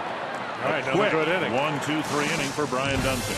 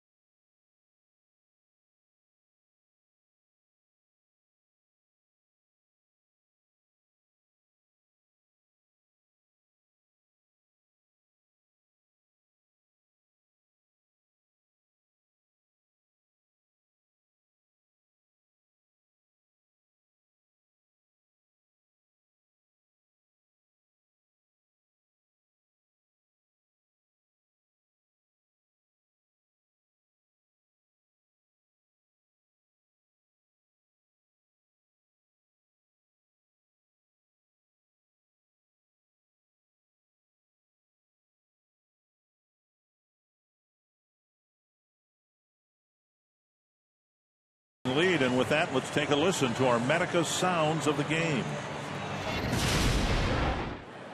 2-1 to Dozier, and a blast to left, deep and gone into the second deck. Team very well represented here in Milwaukee. And Brian Dozier does it again, another extra base hit. And for a very brief time, this road trip, this series got off to a very good start. And then the Brewers came back with a leadoff home run of their own and 6 runs, knocking out Trevor May after 1/3 of an inning. Joe Mauer to lead off the 6th with a fly ball to left, and Singleton scored in the 4th. Outside, ball 1. Joe has one of the 4 hits for the Twins. He singled to lead off the 4th, later scored.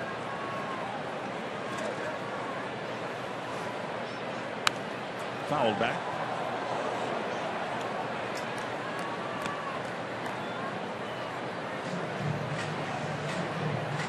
Joe told me before the game today he loves to hit in this ballpark.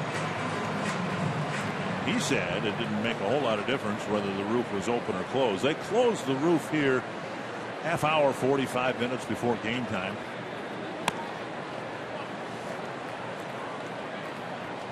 But he says he loves the way the ball carries here. There's a huge batter's eye out there in center field. And every time I first walk in here, it happened to me again today, I walked out onto the field and took a look at the field and the big scoreboard out there. And right about where Joe Mauer's nose is on the scoreboard out in straightaway center field, that's where Justin Morneau hit a smash. Oh, yeah, I remember that. Yeah. I've never seen a ball hit that far in that direction when you consider that the fence itself is 400 feet from home plate. And Mauer tattoos one into center, a leadoff single again in the 6th. Tomorrow, baseball night in America returns. The Cubs renew their rivalry with the Cardinals. Coverage beginning at 6 p.m. Central on Fox and streaming live on Fox Sports Go. We are on in the afternoon tomorrow. We've got a couple of 1 o'clock games here, and our hope is for sunny skies and an open ballpark. Yep. You know, while you were checking out the field, Dan Gladden, Corey Provis, and Hammer, we went up and we did the Bernie's dugout. We went down the slide. All of you did? Yeah. Yeah.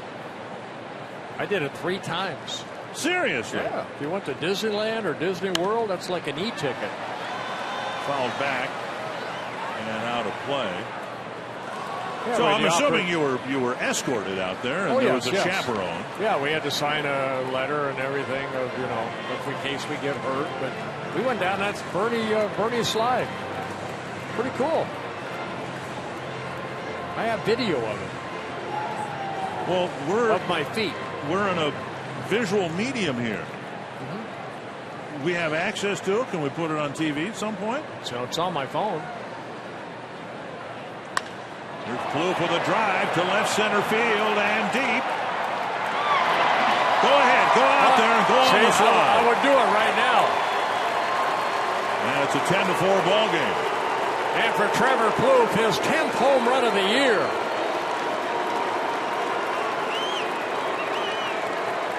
Second home run for the Twins.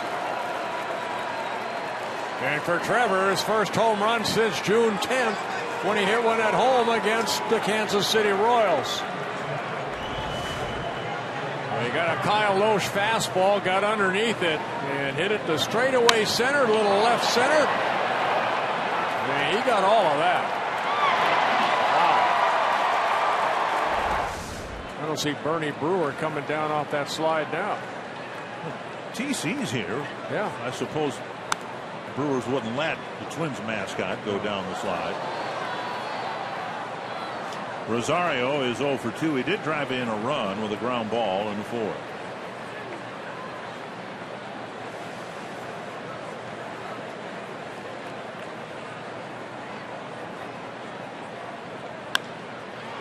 The center, and Gomez over in the gap makes the catch. 1-1. Kyle Loesch trying to get through his 6th inning. I mentioned before, he is winless in his last 7 starts. His last win coming in New York against the Mets when he pitched 2-hit shutout for 8 innings against the Mets. Has a 10-4 lead. Suzuki with a fly ball and a ground ball, reached on a fielder's choice in the 4th.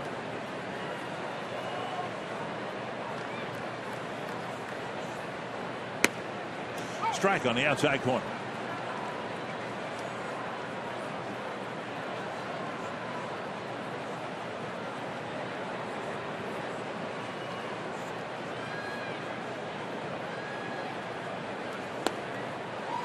2.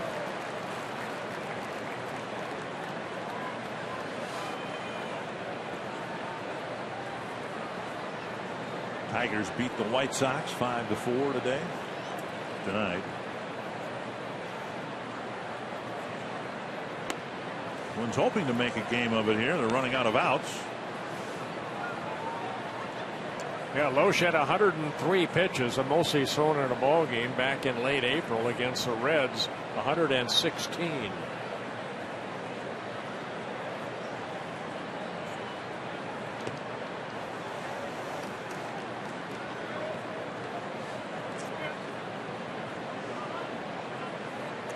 Said when Loesch pitched against the Twins in Minnesota.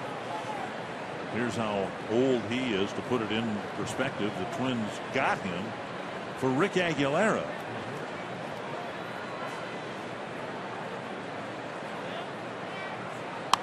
Popped up, back, and out of play.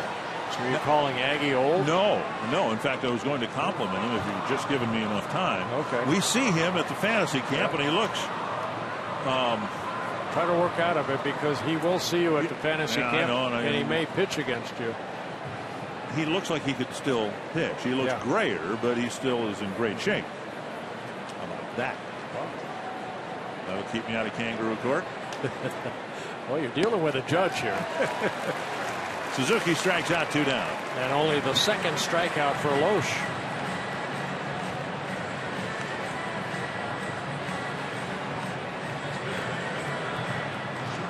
And that'll bring up Nunez.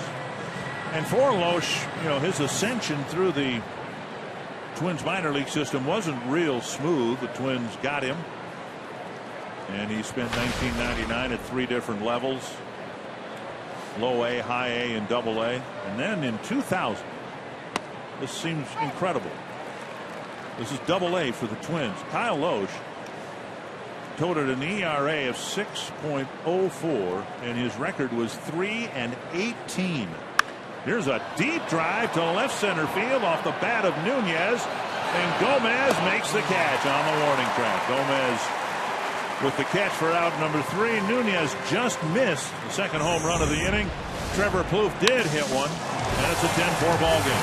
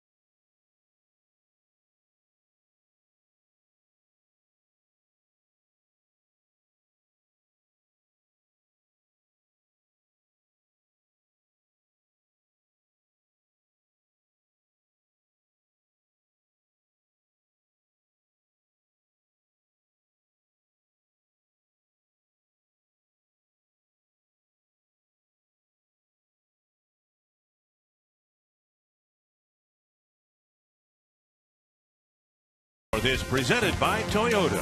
See where Toyota takes you. Test drive one at your Toyota dealer. Toyota, let's go places. By Sanford Orthopedics and Sports Medicine, for the everyday competitor in all of us. And by McDonald's. Try the new 100% sirloin third-pound burgers, starting at $4.99 at McDonald's.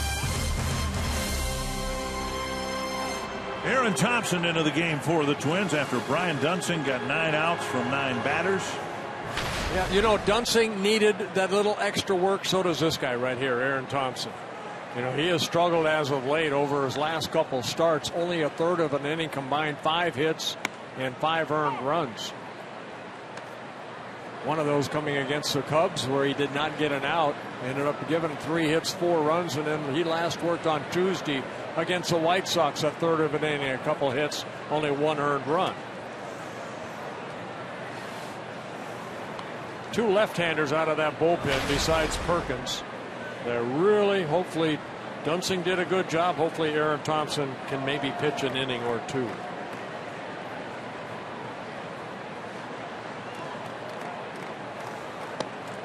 Breaking ball, and Parra overreacts to a second strike being called. Well, he's saying ask for help down that third baseline. That was just strike 2. Imagine what happens if he gets called out on strike 3. Imagine if it's a 1-1 ball game.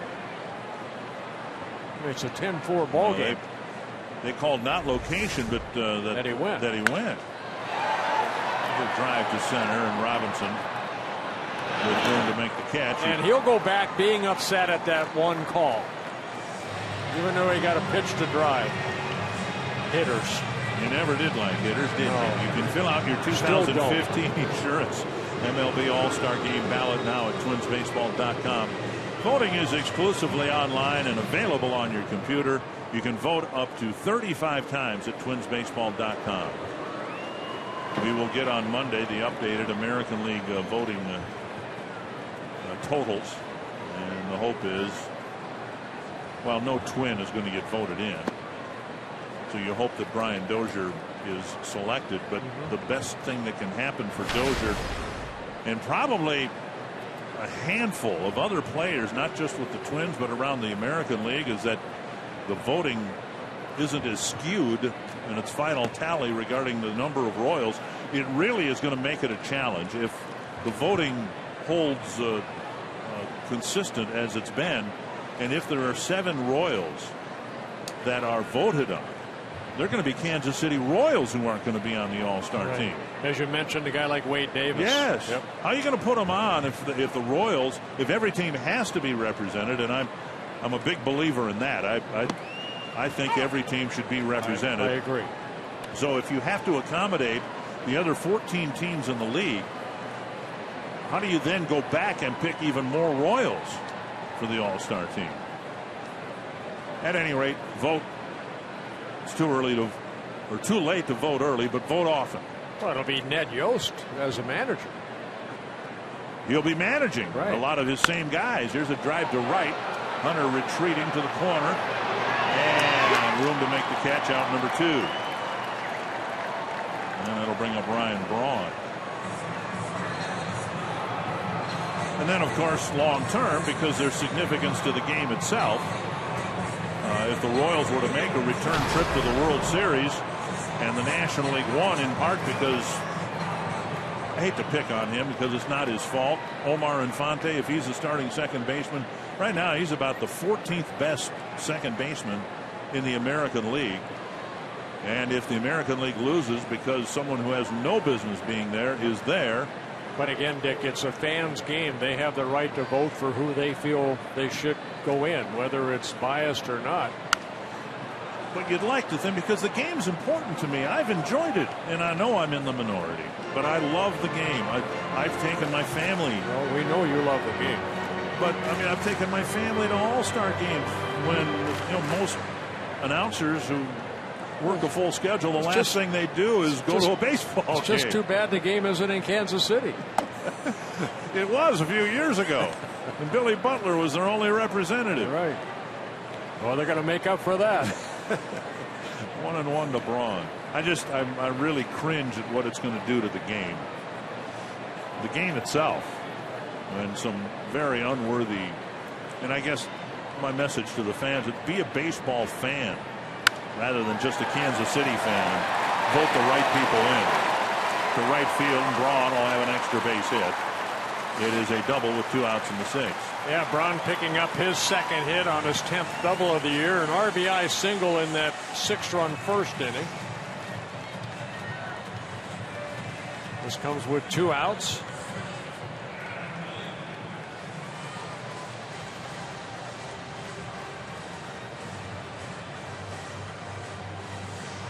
And now Adam Lind has 2 hits tonight. Hits number 999 and 1,000 of his big league career.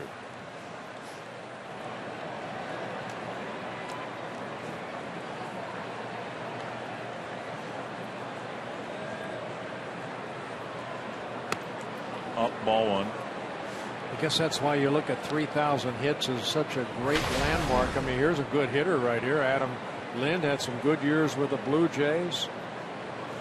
10 years now in the big leagues. He has 1,000 hits.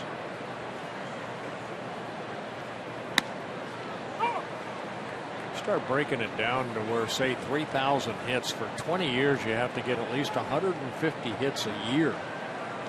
That's a lot of hits. Where's your calculator? Where did you do that work? Just on the top of my head. And if he got 200 hits a year for 20 years like Pete Rose did, it's over 4,000.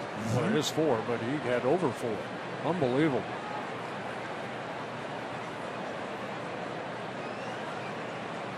One and one to Lynn. That man had over 3,000.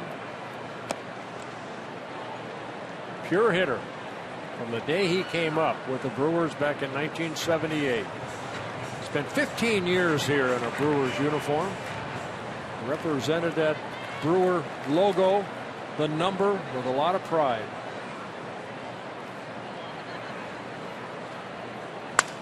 Snap bat and a bouncer to short. Nunez with an off-balance throw, and Mauer's able to make the pick at first. In Kansas City, nearly 20 years ago, history was made. Has his 3,000th hit, and he's in with a triple. Paul Molitor becomes the 20.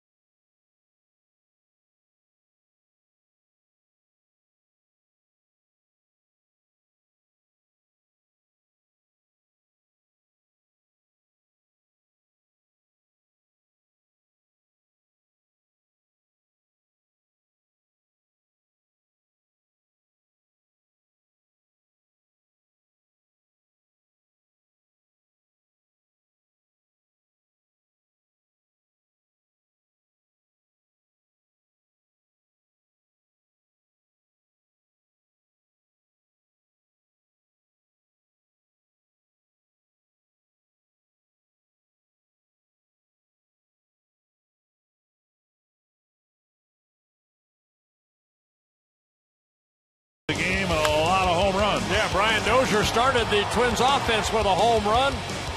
First batter that Kyle Loesch faced, but the Royals come right back. Parra with a leadoff home run in the bottom of the first inning. And Ramirez with a 2-run home run. That coming in the second inning off of Alex Meyer. And then a couple batters later, Jeanette with his 4th home run of the year, a solo home run. But the Twins, Trevor Plouffe, a big 2-run home run in the 6th inning, his 10th of the year. But the Brewers still have a 10-4 lead. Neil Cott's in the game for the Brewers. He'll face Shane Robinson, then Kenny Vargas, and Brian Dozier. Yeah, one of 2 lefties out of that bullpen. Will Smith is active now. He was not active when the Brewers were in Minnesota. He was on suspended, but Cott's making his 30th relief appearance, 29 1/3 innings. He's walked 10, 1 intentional, 32 strikeouts. He's given up 30 hits. Foul back. Smith suspended when the games were in Minnesota because he got caught having some goo on his arm. Unbelievable. You can't have goo on your arm. You just can't have fun anymore. Everything for the hitters. Jason Rogers is at first base for the Brewers.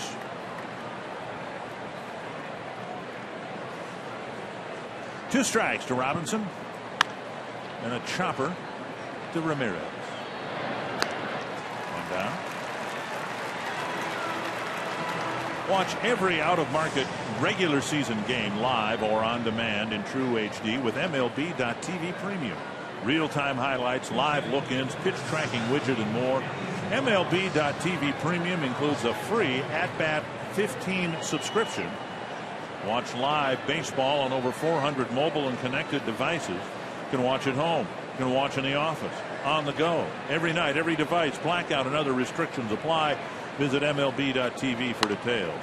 You know, one of the great things that's already impacted my house, maybe yours as well, when the Twins are more interesting, when they are more competitive, that makes everybody else's games more competitive. I found myself generally watching much more baseball than I have the last 4 years, because now suddenly the Tiger White Sox game is interesting to me, more so than it was at any time in the last 4 years. You know, and then even you walk around town and you get to talk to people, and people want to know how the Twins are doing. They're more interested, and that's a good thing. It's a good thing for the community. Vargas takes down and in. And hopefully it's a good thing for the Timberwolves after signing their number one pick, Karl Anthony Towns. Good luck to him and the Wolves. Tyus Jones will start his professional career at home. Tough week for Vargas with games in National League cities, no designated hitter, and he won't get many opportunities, one wouldn't think, to start. So a pinch hitting importance is important, and he takes a called third strike. Yeah, he took a fastball right down the middle for strike 3. So Kotz comes in and gets a strikeout, his second out of the inning. 2 down in the 7th, and Brian Dozier will bat.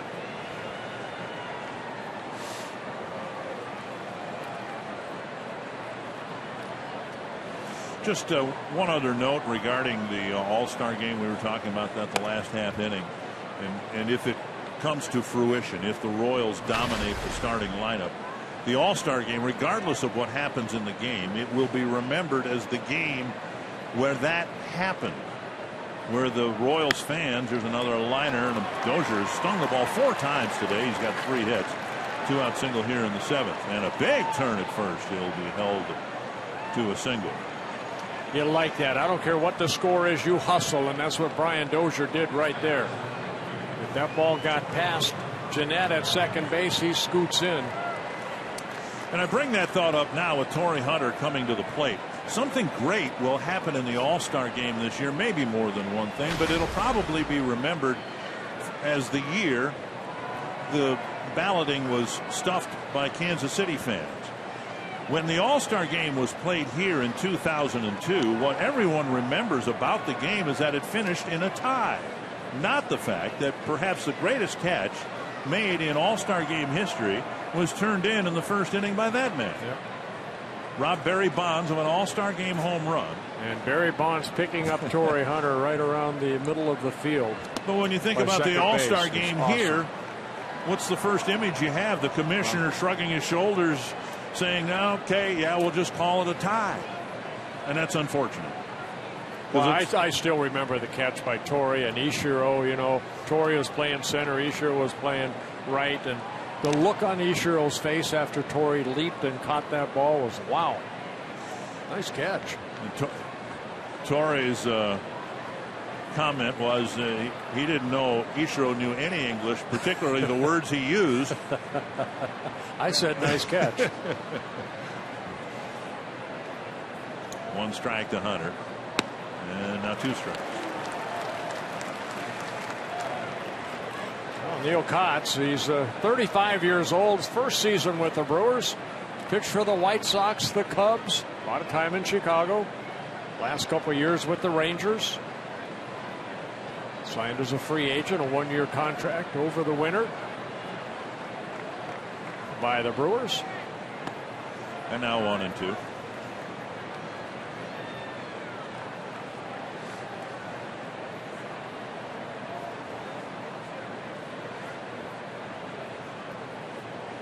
Winner hit the ball hard as last time. Jeanette climbed the ladder to take down a line drive to end the 5th. Foul tip. Lucroy hangs on. The Twins are done in the 7th, down by 6.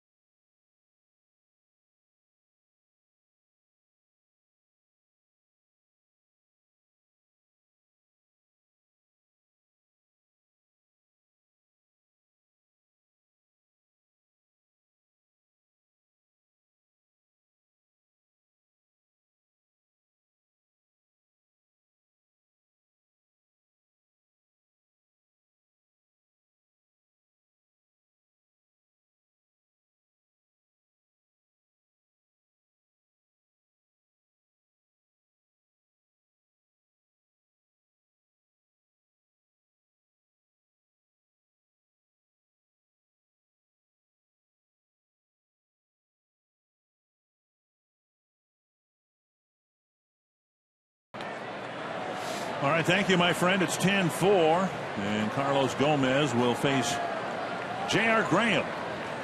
Yeah, J.R. Graham, last time he faced Milwaukee, he started against them back on June 6th, pitched 4 very good innings in his only major league start, making his 20th appearance of the year, out of the 19 out of the bullpen, then that one start. You got a no decision. Twins ended up losing that ball game 4-2, but so 4 good innings by Graham. Up high. And that's what we've seen from JR recently. He'll come out of that bullpen, everything up in the zone. Overall, you look at the numbers, and they're all pretty good except for the home runs allowed. 6 of them in 31 2/3 innings, and Gomez tried to hit number 7 there. There's something obviously to work with there. The hit's a little bit high, but I think the big thing, Dick, and I don't mean to interrupt you there, is just location of the fastball. You just get some fastballs up from time to time. And I was going to relate what his issue has been, as you succinctly put it, to Alex Meyer tonight. Kind of the same thing, don't you think? Right, I agree. Better control of the fastball. Everything keys off the fastball. We saw some nasty sliders from Meyer, but we never saw the consistency of the fastball. We see, I know when Meyer was out there, Suzuki, how many times did he leap for the ball because it was out of the strike zone? And nowhere near the target. Right. So those are things you have to do at this level. You have to be able to control your fastball. When your catcher sits away, if you miss away. Catcher sits inside, you miss in. Twins fans I know have been clamoring for more live arms, mid-90s fastballs and all that. We're seeing here that velocity really doesn't matter if you can't locate it. Right, exactly. Down and away, 3-2.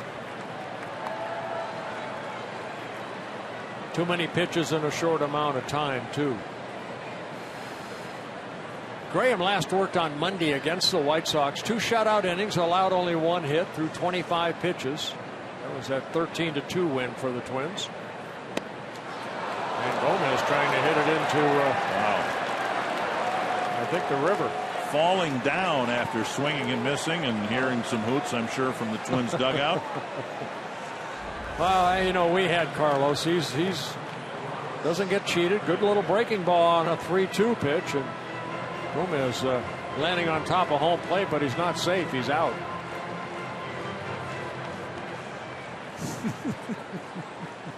One down in the 7th. We'll bring up Ramirez.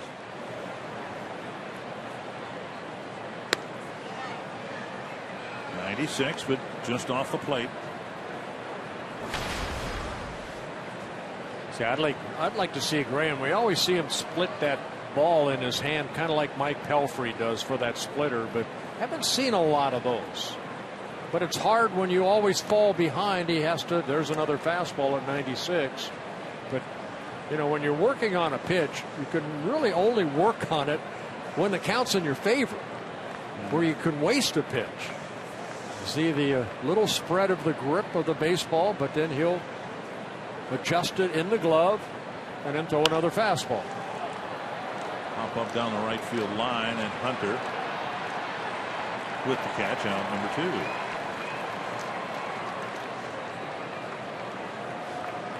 2. You're watching this Twins and Brewers series on Fox Sports North, presented by North Dakota Tourism.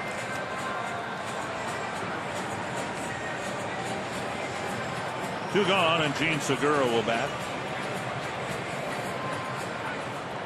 Graham, of course, a Rule 5 pickup by the Twins over the winter from the Atlanta Braves organization last year at Double-A.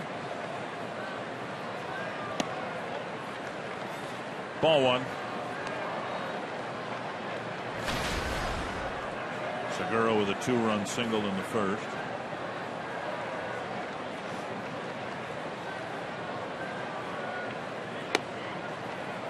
Two sliders right there missing.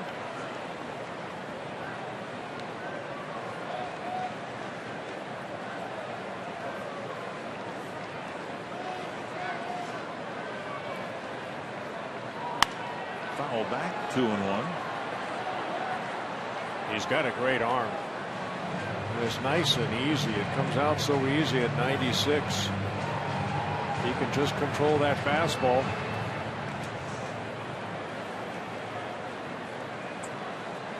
There's that splitter. Good shot, guys. Another good fastball at 95 up in the zone. If the command can be there for Graham and Meyer, Ryan Presley throws 95, Blaine Boyer 94. Suddenly the Twins have that.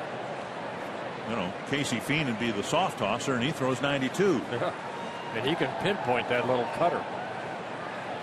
I guess that's, you know, the ideal, wouldn't it be, to be able to throw with the speed of Graham and have the command of Feen. Yeah, just come in and just throw good strikes. You can see 83 the slider, 97 the fastball. Full count. Oh boy. You know, and sometimes when you make a nasty pitch like that, if you're all over the place, you're not going to get the call.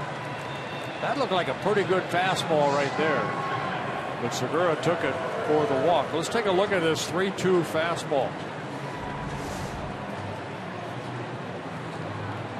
Well, maybe a little low. Not by much, though. Fox Tracks presented by Carrier. A 2-out walk, and now Scooter Gennett.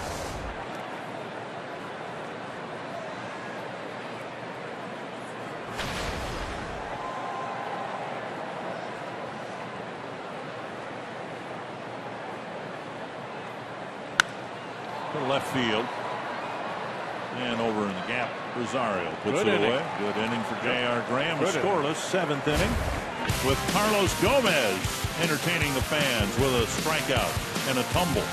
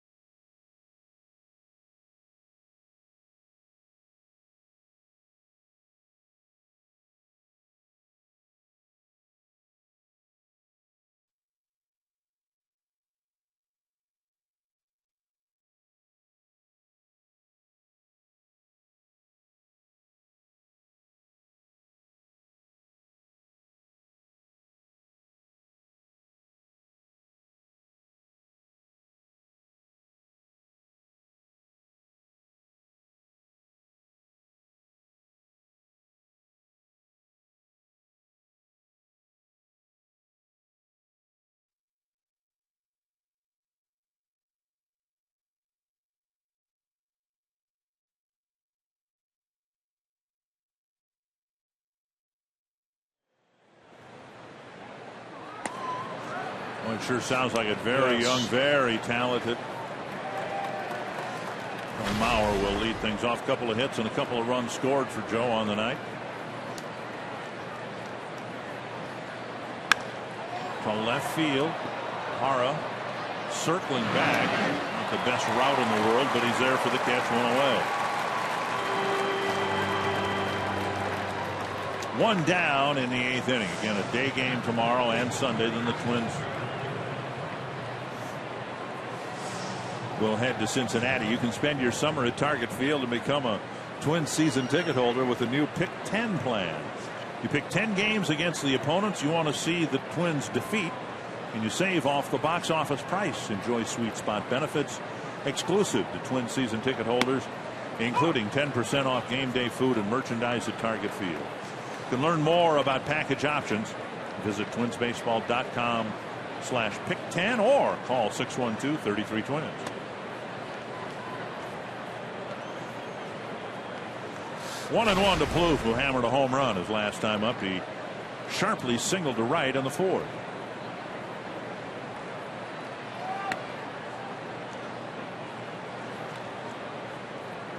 This is the 73rd game for the Twins. So by the time this road trip ends, assuming all 10 games are played, of course, bouncer to short. Segura across the way, 2 down. By the time the Twins return home from this road trip, the season will be more than half over. See what I did there? I took the 72 games. I added 10. Wow, that's and like, I got up to 82. Right. And then, of course, the midway point of the season is after game 81. 81 because why? 162. Play 162. So half of that is 81. Okay, very well. Darlis Forcier, if you're watching, my elementary school teacher in western Minnesota, if you're watching, you amidst all the shame you might have for having me as a student for all these many years, you can be proud that some elementary math he was one great teacher. Still carry forward. 2 down. Here's Rosario. On the ground, headed up the middle, but Segura is there. And it's a 1-2-3 8th inning. On to the bottom of the 8th.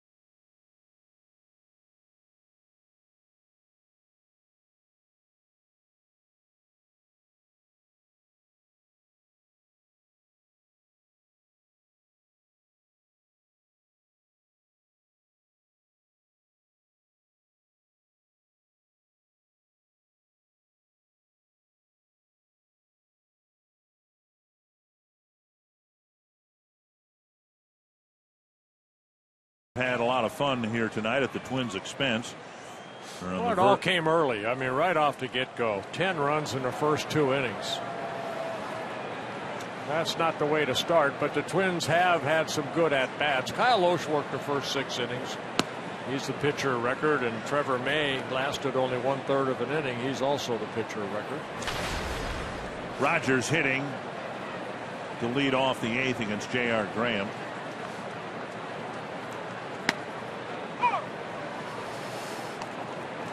And even though Trevor May just lasted 2/3 of an inning, it looks like the Twins are in position to get through this game with 4 relief pitchers used. Meyer, Dunsing going 3 innings, Thompson and Graham.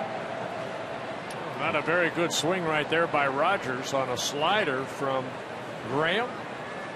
Rogers in his 2nd season with the Brewers, a call-up last year, signed by the Brewers back in 2010.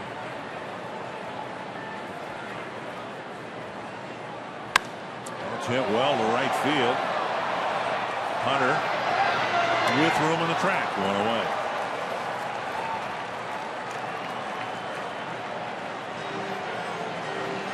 StarSoup.com trivia question. The last time in a Twins game both teams hit a leadoff home run, I believe it was 06. Grady Sizemore did it for the Indians, and Luis Castillo did it for the Twins. You know, as good as those Twins teams were, you know, after Guzman and Rivas went their separate ways in terms of, you know, having careers, man, we had a lot of middle infielders that just kind of came in, played for a half a season and left. Yep. Nick Punto was with the Twins all those years, and Nick Punto never went to spring training with a job, but you know, he'd always seem to come out with one. Over the course of the year, a job would open up, and he'd be at third base in the playoffs one year, second base the next year. 2-0. Luis Castillo. Orlando Cabrera was in for a playoff year with the Twins at short. And that would have been what, 09, I believe. Jason Bartlett a little bit. Yeah. J.J. Hardy. Well, the Twins have short or second base locked up now for a while in Brian Dozier. Yeah. And the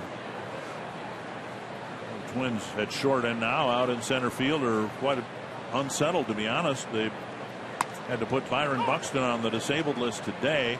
Aaron Hicks can rejoin the team in Cincinnati, provided he feels well enough to play and plays reasonably well.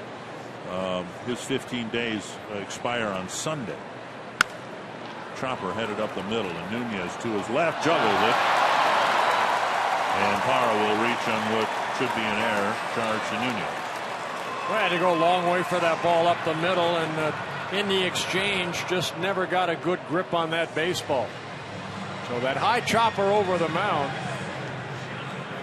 We'll see how they rule it here.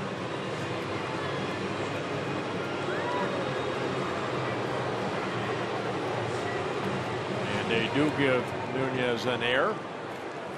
Well, they give him a base hit. Oh, my. He went to his left. He had the ball in his glove, and he dropped it.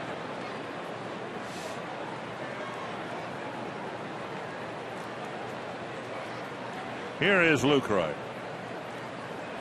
What'd you think? Was that a hit or an error? That should have been an error. Thank you. Yeah. Inside ball 1.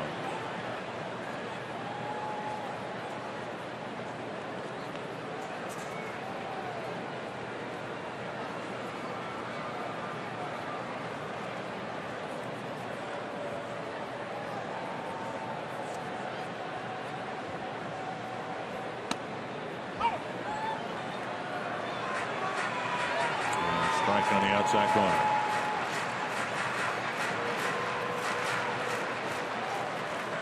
Twins got an inning and 2/3 from Alex Meyer. He gave up 2 home runs and 4 runs. And then Brian Dunsing with his longest outing in quite some time. He got 9 outs from 9 batters. Aaron Thompson pitched an inning. Now Graham asked to pitch the final 2 innings. And when you have games like this, and every team has them, then you really rely on your next day's pitcher to pitch a good ball game, and that'll be Kyle Gibson. tomorrow afternoon against Matt Garza. And then Sunday, Tommy Malone will go against Mike Fiers. You know, these games aren't fun to manage, but boy, you've really got to figure out a way to get through the games and not wear out your bullpen. And I think Paul Molitor's done a good job with that here tonight. When you get 2/3 of an inning from your starter, you're faced with 17 games in 17 days. I suppose you could go one of two ways. You could try to get everybody an inning, or you could try to double up, triple up some innings in the case of Dunsing and just try to get through with 4 relief pitchers. Dick, I think we saw that going back to the second inning. Remember, we saw Paul Molitor, Tom Bernansky, and Neil Allen all converging right there and kind of looking at, okay, you know, how do we get out of this? Because, you know, Santana ended up hitting for Meyer in the second inning. Excuse me, the third inning. Right. There's Braun with 2 on and 1 out. Ball 1. And Suzuki wants to have a chat with Graham. Let's try to get him back into the strike zone.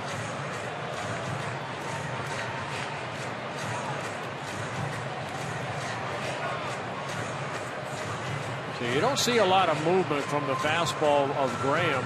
So when he's outside, that ball just runs outside. So I'm sure Suzuki said, listen, I'm going to sit down in the middle. I'm not going to move much. Just give me your bet fastball down. See if Kurt moves much behind the plate. This fastball, let's went through a different set of signs. He moves not much. 2-0 to Braun. Shane Peterson on deck for the Brewers.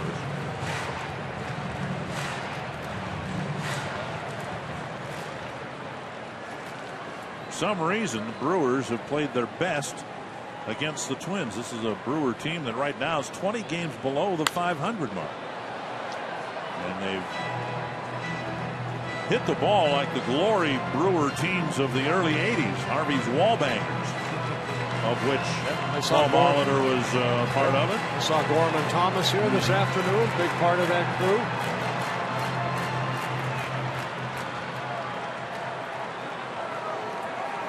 Two and 1. 2-2.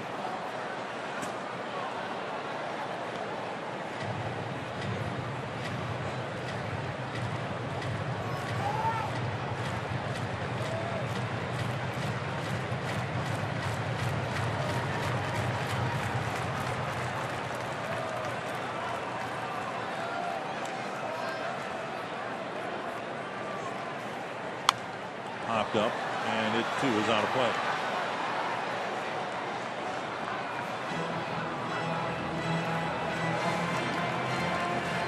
Yeah, when you get this point of the season, you mentioned what the Brewers, this is their 75th game. They are 22 games behind the Cardinals. So, you know what, you have to keep playing the game, though. That's what the council wants his players to do. The Mets were just in town. I believe they won 2 of 3 from the Mets. 2-2 to Braun. And another foul. You know, when the Brewers made the managerial change, and I don't know that anybody knows anything about baseball, thought that what happened here was Ron Renicke's fault, but they made the decision that they made, and they gave Counsell the 3-year deal. So if you're a player, and not a Ryan Braun or somebody like that who's got a guaranteed contract, but if you're a player and you want to be around here and you know the Counsell's going to be the manager, well, 20 games below 500 or 20 games above 500, you better come ready to play, because the manager in place is going to be the guy who's going to be making the team the next few years. 3-2 to Braun. And a double hit foul. And believe me, the general manager, Bob Melvin, is also watching. Doug Melvin. Doug.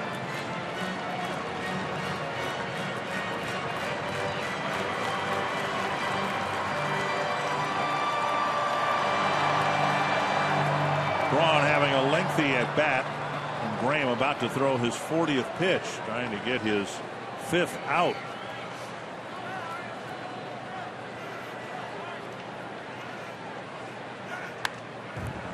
foul.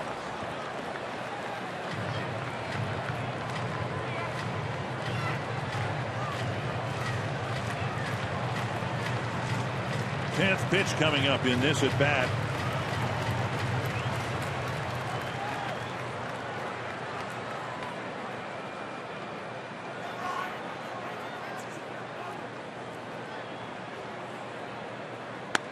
On the outside corner. Perfect pitch by Graham. 2 down. Well, the battle won by J.R. Graham. A long battle between he and Braun. And he goes to that fastball. Okay. Caught him. Go ahead, say it was a pitcher's pitch. Pitcher's pitch right on the corner. Perfect pitch. Off the plate. No, it wasn't. It was right on the black. It was not a strike. Graham picks up his second strikeout. Here's Lind with 2 on and 2 out. And there's another strike. I believe this is Peterson. Yep. Peterson hitting in what was Lind's spot. Actually, the double switch here, and then the pitcher spot came up. And strike 2. So a 302 average for Shane Peterson. Called up on June 3rd from AAA.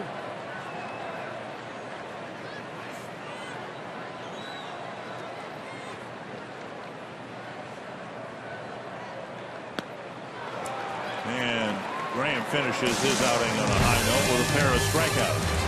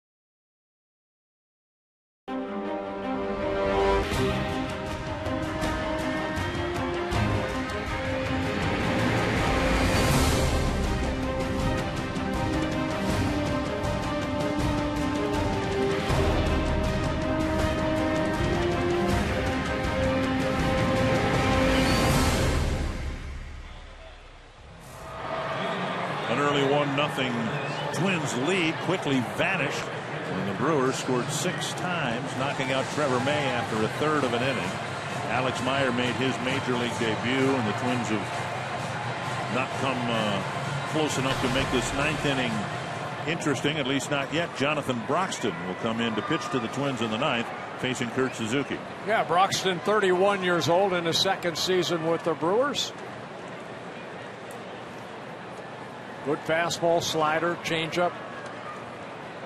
Maldonado now catching Broxton. Outside ball 1. It'll be Suzuki, Nunez, Robinson, then the pitcher spot due up.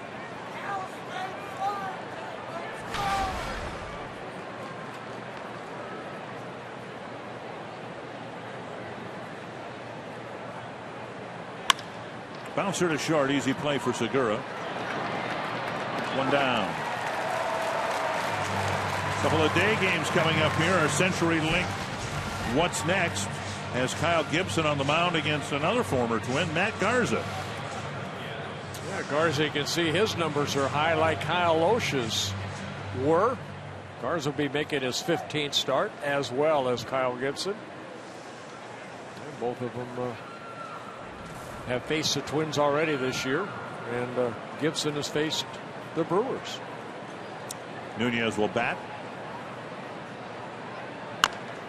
Chopper. Hit right to Rogers to the bag and a quick second out. We'll bring up Shane Robinson.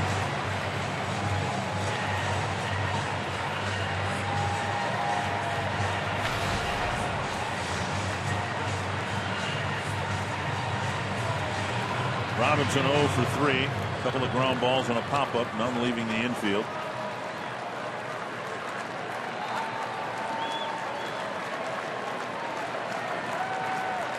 In the end, it just meant one run, but in terms of momentum, the ball hit off the mound. Getting in front of it is Jeanette. And it's a quick 9th inning for Broxton. The Twins are retired, and after taking that 1-0 lead, Tom Hanneman was pretty much all Brewers after that.